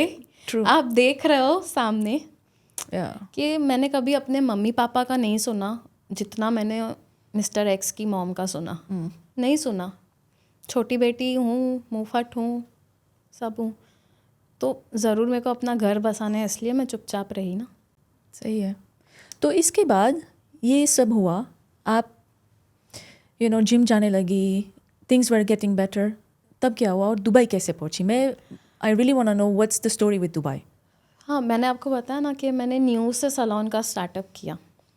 सो ये आपका जो पुराना सैलून था आपने बिल्कुल बंद कर दिया? बिल्कुल बंद कर दिया, जो कि बहुत पीक पे था. बहुत पीक पे. मुझे 2-2 महीने सोने नहीं मिलता था, जो शादी की सीज़न होती थी. बिल्कुल मैंने वहाँ पे ही अपना एक रूम बना लिया था. आधा घंटा भी टाइम मिलता था तो आई यूज्ड टू स्लीप. तो गुजरात में हूँ तो गुजरातीज़ कैसे 4 बजे 5 बजे रेडी होने आ जाते थे, 6-7 बजे फंक्शन स्टार्ट हो जाता था. For sure, yeah. एंड मैं हेयर आर्टिस्ट भी थी, तो मेरा हाईलाइट्स का काम, कैराटीन, स्ट्रेटनिंग, सब रात तक क्लाइंट्स बैठते थे. और मैं ऑफ़र ऐसी लगा देती थी ना, मतलब मुझे पैसों का नहीं होता था. पापा बोलते थे, पैसे नहीं, नाम कमा, पैसे बहुत है. तो मैं पैसों को देखती नहीं थी. मैंने ब्राइड्स भी अगर रेडी की है ना, तो फ्री में भी की है, 5,000 में भी की है, 5 लाख में भी एक ब्राइड की है. और बहुत पीक पे था मेरा सैलून. तो वो मैंने डिप्रेशन में आके शट डाउन किया.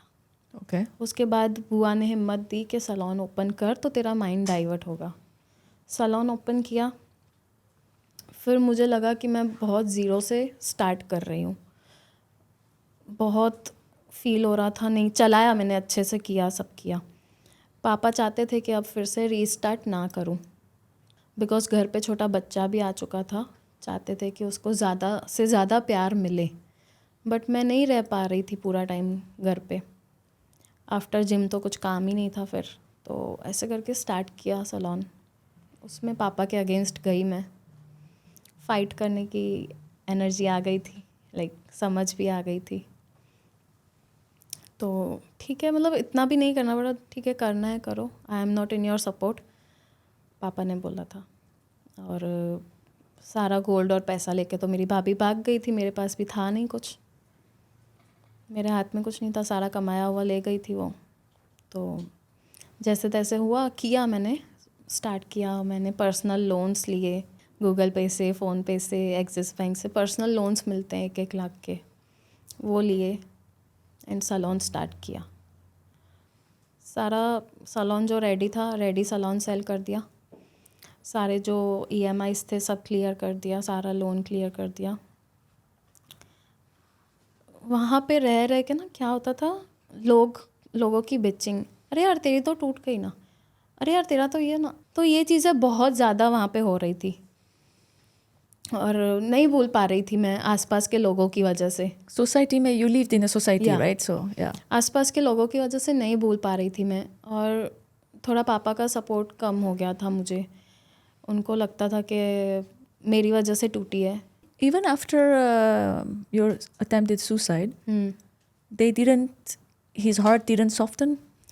हुआ सॉफ्ट कैसे नहीं होगा, बट ईगो, मेल ईगो के कर इतना भी, बट बोलते थे कि तेरी वजह से ही हुआ है। उनको नहीं दिख रहा था कि भाभी की वजह से हुआ है।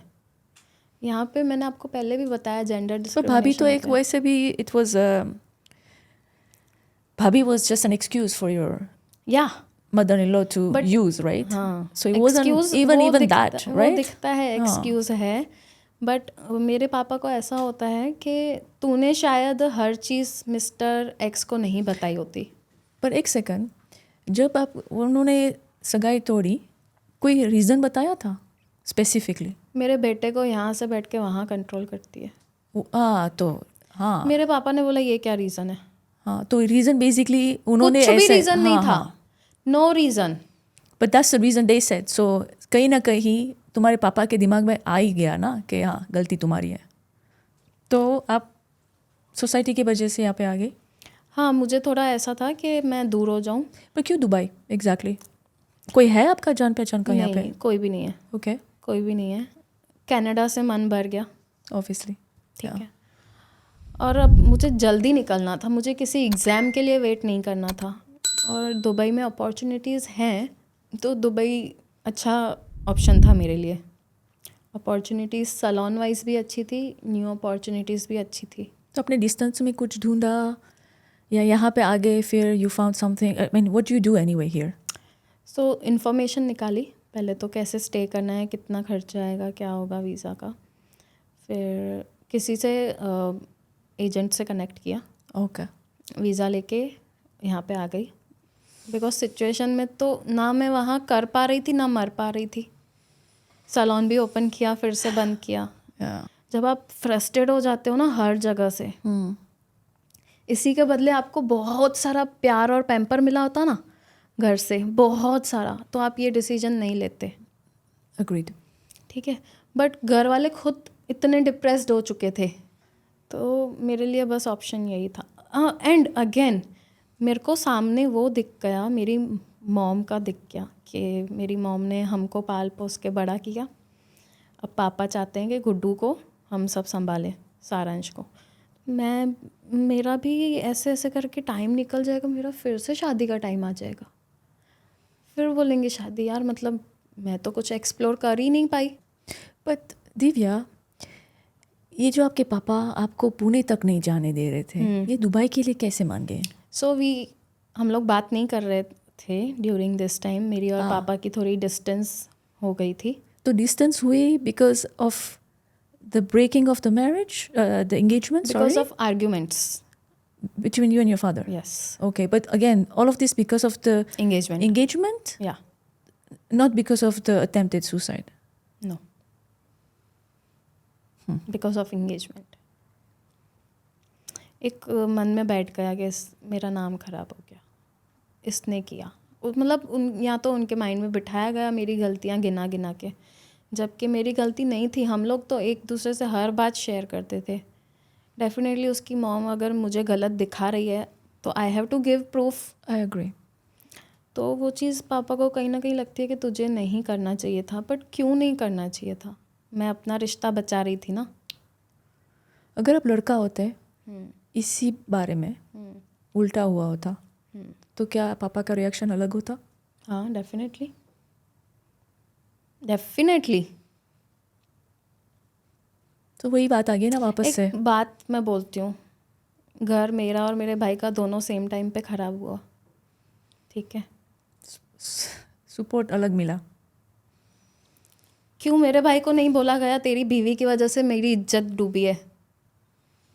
क्यों नहीं बोला गया? जबकि मेरा भाई, मेरी मम्मी खुद समझ रहे हैं कि उस लड़की की वजह से इज्जत गई है, नाम खराब हुआ है।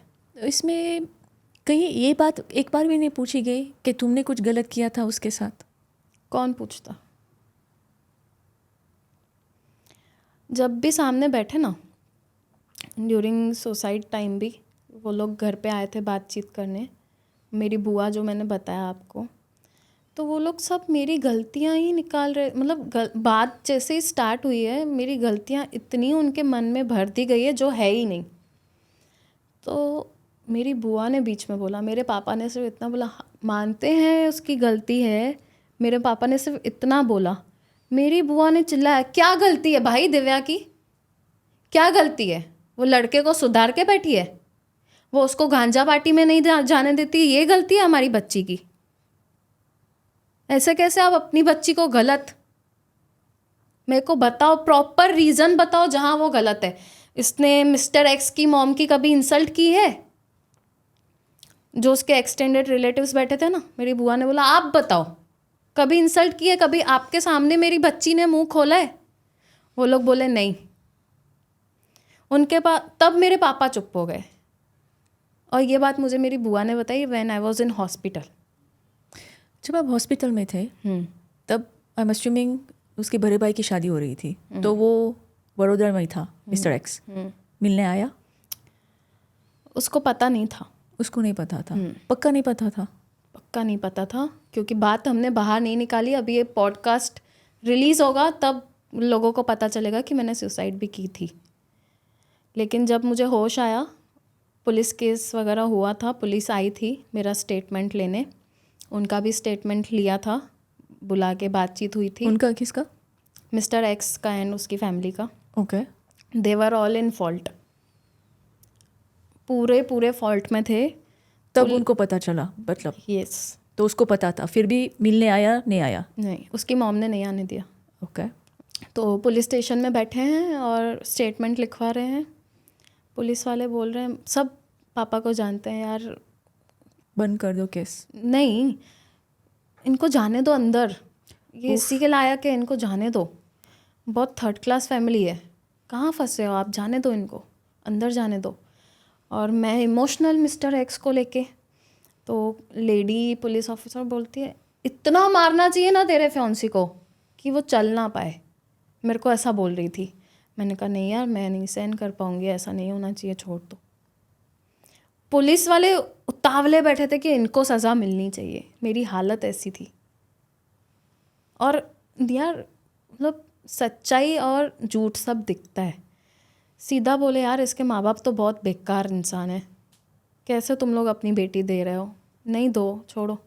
उस टाइम पे भी मैं और मिस्टर एक्स वॉज रेडी एक होने के लिए। उसकी मॉम ने उस टाइम भी नहीं होने दिया।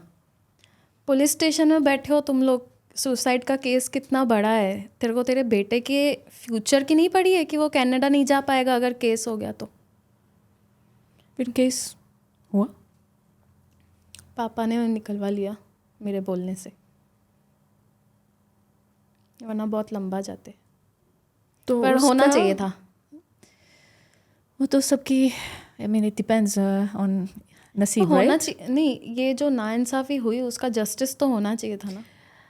I believe in Karma, so this is you know, जो भी यही करते हैं यहीं पे होता है, वापस यहीं पे आता है, ठीक है ना? बट तो फिर कभी भी बात हुई उसके बाद, या सॉरी कैसे हो तुम, कुछ भी? बस जो हॉस्पिटल में तो नहीं आया था, पुलिस स्टेशन में जो बात हुई, जो एक दूसरे को हक करके रोए, पुलिस स्टेशन में भी बहुत रोए। पुलिस स्टेशन के जो हाई पोस्ट पे होते हैं ना, मुझे उनका नाम याद नहीं आ रहा है, हायर पोस्ट पे थे, उन्होंने हमको बिठाया था, मुझे और मिस्टर एक्स को। बहुत बातें सुनी, हमारी बात की, और पापा को बुलाया। पापा को बोला यार ये तो हम आप एक ही लगे पड़े हैं, प्रॉब्लम पेरेंट्स में है, इसके लड़के के पेरेंट्स में प्रॉब्लम है। तो पापा ने बोला हाँ क्या करें, मतलब हम लोग इतने एक दूसरे से अटैच्ड थे। बट तो फिर भी your father still blamed you after that, and now you in here in Dubai at the moment. अब क्या चल रहा है आपके लाइफ में यहाँ पे? जी, पहले तो मैंने खुद को एक्सप्लोर करने के लिए यहाँ पे लाया। मुझे बस इतना था कि मैं दुबई आऊँ और थोड़ा जी लूँ, क्योंकि during my this period love affair engagement मैंने सिर्फ घर से सलोन, सलोन से घर, मिस्टर एक्स की फैमिली यही देखा। आसपास वडोदरा में भी कुछ नहीं देखा मैंने। तो अब मेरे अंदर डर आ गया कि मेरे ऊपर रिस्पॉन्सिबिलिटी आ जाएगी, फिर शादी का आ जाएगा। मुझे अब शादी नहीं करनी है, मुझे एक्सप्लोर करना है। रह गया मेरा तो, मतलब मेरे को अगर अलाउ होता बाहर जाना तो कनाडा वो नहीं बैठा होता, मैं बैठी होती। सही है। तो पापा से बातचीत कम हो गई, बहुत कम हो गई। पापा का ब्लेम बोलूँ या उनका दुख बोलूँ, क्योंकि जो मेल्स होते हैं ना इतना एक्सप्रेस नहीं कर पाते हैं, या उनका दुख था, ईगो था, क्या था पता नहीं था, पता ही नहीं चल रहा था। तो I told them I want to go. पापा सेड, मम्मा को बोला मैंने, तो मम्मी ने बोला पापा से पूछ के बताती हूँ। मैंने बोला क्यों, नहीं पूछना है। आई टुक माई स्टैंड, नहीं पूछना है, मैं जाऊँगी। मेरी लाइफ की ऐसी तैसी लगी पड़ी है, अभी भी मुझे यहाँ रखोगे, मुझे नहीं रहना है। बोला ऐसे कैसे बोल रही है, घर के बड़े से तो पूछना पड़ेगा। मैंने कहा पूछो, ना बोलेंगे तब भी मैं जाऊँगी। पापा ने बोला कि करने दे उसको जो करना है, आगे चल के ऐसा ना बोले कि पापा ने मुझे रोका। मैंने कहा पापा, मन में सालों पहले ये चीज़ बोलनी चाहिए थी, है ना, तो आज दुबई नहीं कनाडा में सेटल होती। कनाडा में सेटल होती, पुणे में शायद लॉयर हो जाती। हाँ, शायद लॉ तो मेरे शायद उसमें ही नहीं होगा। आर्टिस्ट पैदा हुई हूँ मैं, तो उसका तो इतना दुख है ही नहीं मुझे, शायद लॉयर से ज़्यादा ही कमा रही थी मैं। तो बस मुझे आया कि ये सालों पहले बोला होता, चलो बात ना करने का एक फ़ायदा तो हुआ, जा जो करने का। पर कनाडा से लाइफ एनीवे यहाँ पे बेहतर है, पर्सनल एक्सपीरियंस से बोल रही हूँ। अच्छा, बाद में बात करती है उसके बारे में, but anyway so go on. यहाँ पे आई मैं, मुझे पैसों का इतना, हाथ में पैसे थे ही नहीं, एडजस्ट करके आई थी मैं। एक बात तो बोल दी गई थी, बहुत बड़ी थी मेरे लिए, जिसको कभी फैमिली में पैसों के लिए रोका टोका ना गया हो, अंधाधुंध खर्च किया हो। तो पापा को ऐसा था कि ऐसा बोलूँगा तो शायद नहीं जाएगी। पापा ने बोला मैं पैसे नहीं दूंगा, मम्मी को बोला। मम्मी ने मुझे बोला, मैंने कहा मैं नहीं मांग रही हूँ। पापा को पैसे देने से प्रॉब्लम नहीं थी, पर इनडायरेक्टली अगेन मैं दूर जाऊँगी उस चीज़ से प्रॉब्लम थी। बट उन्होंने वो इमोशंस छुपा के ये चीज़ बोली कि मैं पैसे नहीं दूंगा, मुझे फ़ोन मत करना पैसों के लिए। मैं भी तब बहुत वो हो चुकी थी, फ्रस्ट्रेट हो चुकी थी, डिप्रेस्ड भी चल रही थी। मैंने कहा नहीं चाहिए मुझे कुछ भी, अपनी किडनी बेच दूँगी, आपसे नहीं लूँगी। तो बस वो मैं दुबई के लिए निकली, पापा से मिली भी नहीं। एयरपोर्ट नहीं छोड़ने आए, कुछ भी नहीं? नहीं। कितने साल हो गए आपको दुबई में? 8 महीने। 8 सो भी तक पापा से नहीं मिले? मिली हूँ। ओके। तो मेरे माइंड में ये भी था कि थोड़ी दूरी बन जाएगी तो फिर मेरे पापा मुझे मिल जाएंगे, और मेरा भी तब तक वो हो जाएगा। हाँ, वो चलता रहता है, यू नो, दैट्स फाइन। और मेरे माइंड में ये है कि अब जो बच्चा है, मेरा नेफ्यू है, मेरा ही बच्चा है, मैं ऐसा बोलती हूँ मेरा बच्चा, तो मुझे उसका करियर यहाँ सेट करना है। मैं चाहती हूँ बिगिनिंग से वो यहाँ पर ही आए, और मैं चाहती, मतलब मेरे माइंड में यही था, अब एक और स्टैंडर्ड रेस करना है कि थोड़ा ऑर्थोडॉक्स फैमिली को निकाल के इतना यहाँ तक लाए हैं, अब यहाँ से निकाल के यहाँ लाना है, तो टोटली मॉडर्न फैमिली और टोटली स्टैंडर्ड चेंज हो जाए। मेरी थिंकिंग ये भी चल रही थी साथ में। तो मैं यहाँ पे आ गई, मैंने, लोग यहाँ पे आके घूमते फिरते हैं, पापा को फिर अगेन ऐसा ही था, ये क्या कर पाएगी। ठीक, मतलब अंडर एस्टिमेट कि क्या कर पाएंगे। सेकंड डे पे मैंने जॉब ले ली। तो आप जॉब करते हैं यहाँ पे? अभी जॉब नहीं करती हूँ, बट उस टाइम पे मैंने टफ़ जॉब किया, खुद का सलोन छोड़ के सलोन जॉब किया, वो भी बहुत कम सैलरी पे 12 घंटे का काम किया, सरवाइव किया। जैसे जैसे दुबई का नॉलेज आया, इंटरव्यूज़ देती गई, जॉब चेंज करती गई। मैं अपने घर में कभी किंग साइज़ के बेड पे अपनी मम्मी के साथ भी बेड शेयर नहीं करती थी। पापा कभी बाहर जाते थे ना, तो मम्मी बोलती थी मेरे साथ सो जा ना, मुझे डर लग रहा है। तो मैं नहीं सो पाती थी, मम्मी को नींद आ जाती थी, उठ के अपने रूम में भाग जाती थी। यानी सिंगल बेड चाहिए मुझे पूरा सोने के लिए। यहाँ पे आके मैंने 3 लड़कियों के साथ, यानी एक मैं और 2 लड़कियाँ, हम एक बेड पे सो रहे हैं। उफ, फिर भी मुझे सुकून लग रहा है। और इतना गंदा रूम, इतना गंदा रूम।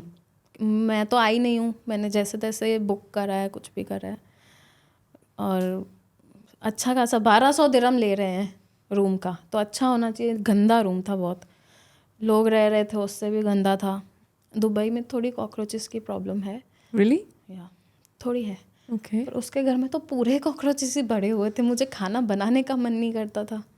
वापस सक्सेस हुए बिना मेरा एक ही मंत्र था, या तो यहाँ पे सरवाइव करूँगी, या तो यहाँ पे आबरा के पानी में डूब के मर जाऊँगी। ओह गॉड। मैंने स्ट्रगल किया। उसके बाद सैलून में मैंने होम सर्विसेज भी दी।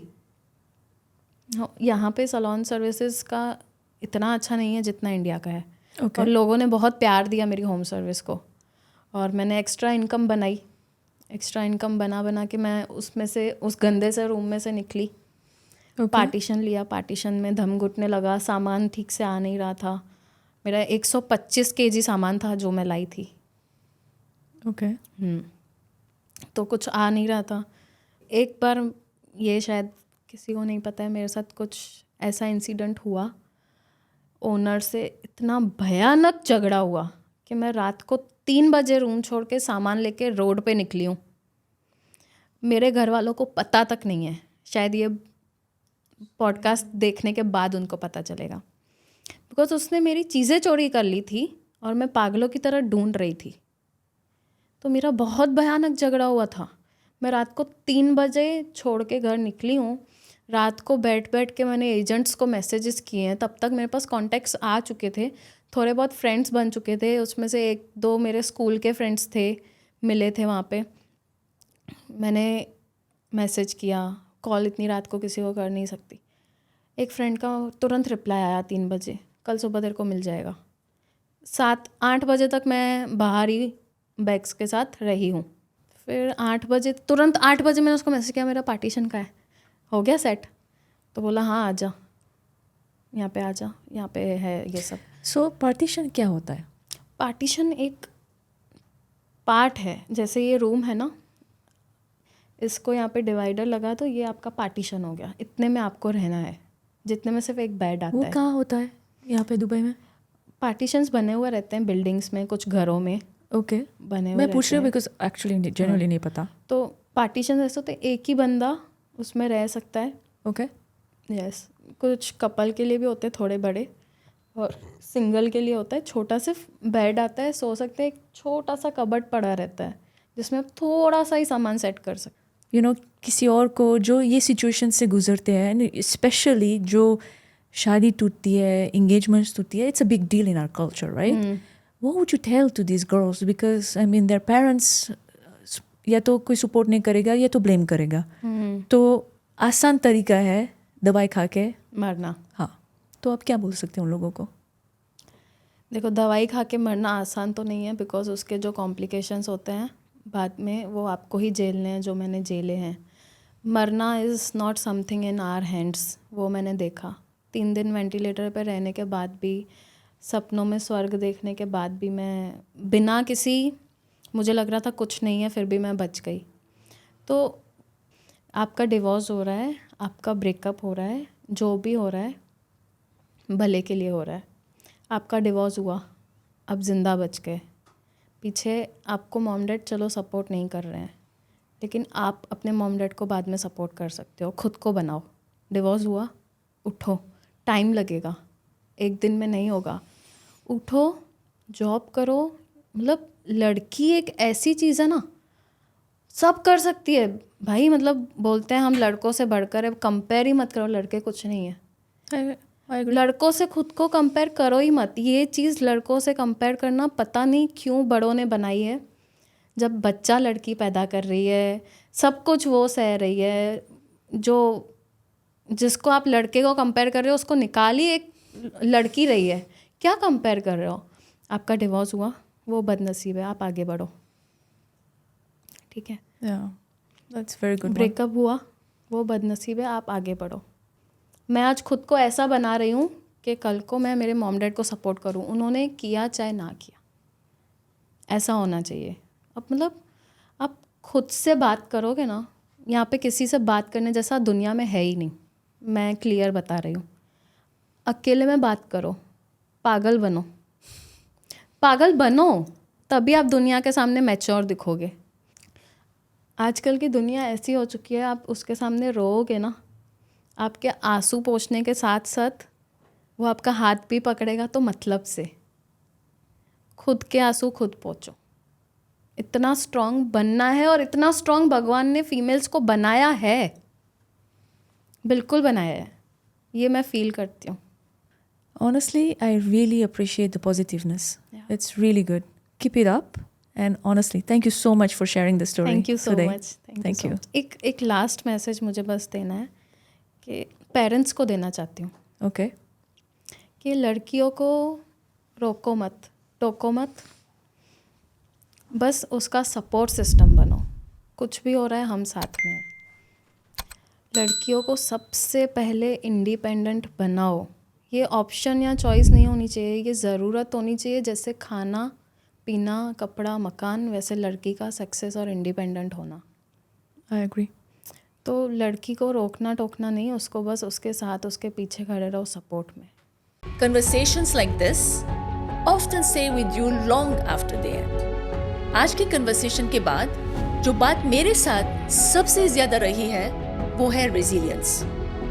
In our life, in our everyday lives, we often find ourselves worrying about small problems, work stress, travel plans, या फिर चीज़ें जो प्लान के अकॉर्डिंग नहीं चलती। But when you listen to someone who has gone through something truly difficult and still find the strength to keep going, it puts life into a completely different perspective.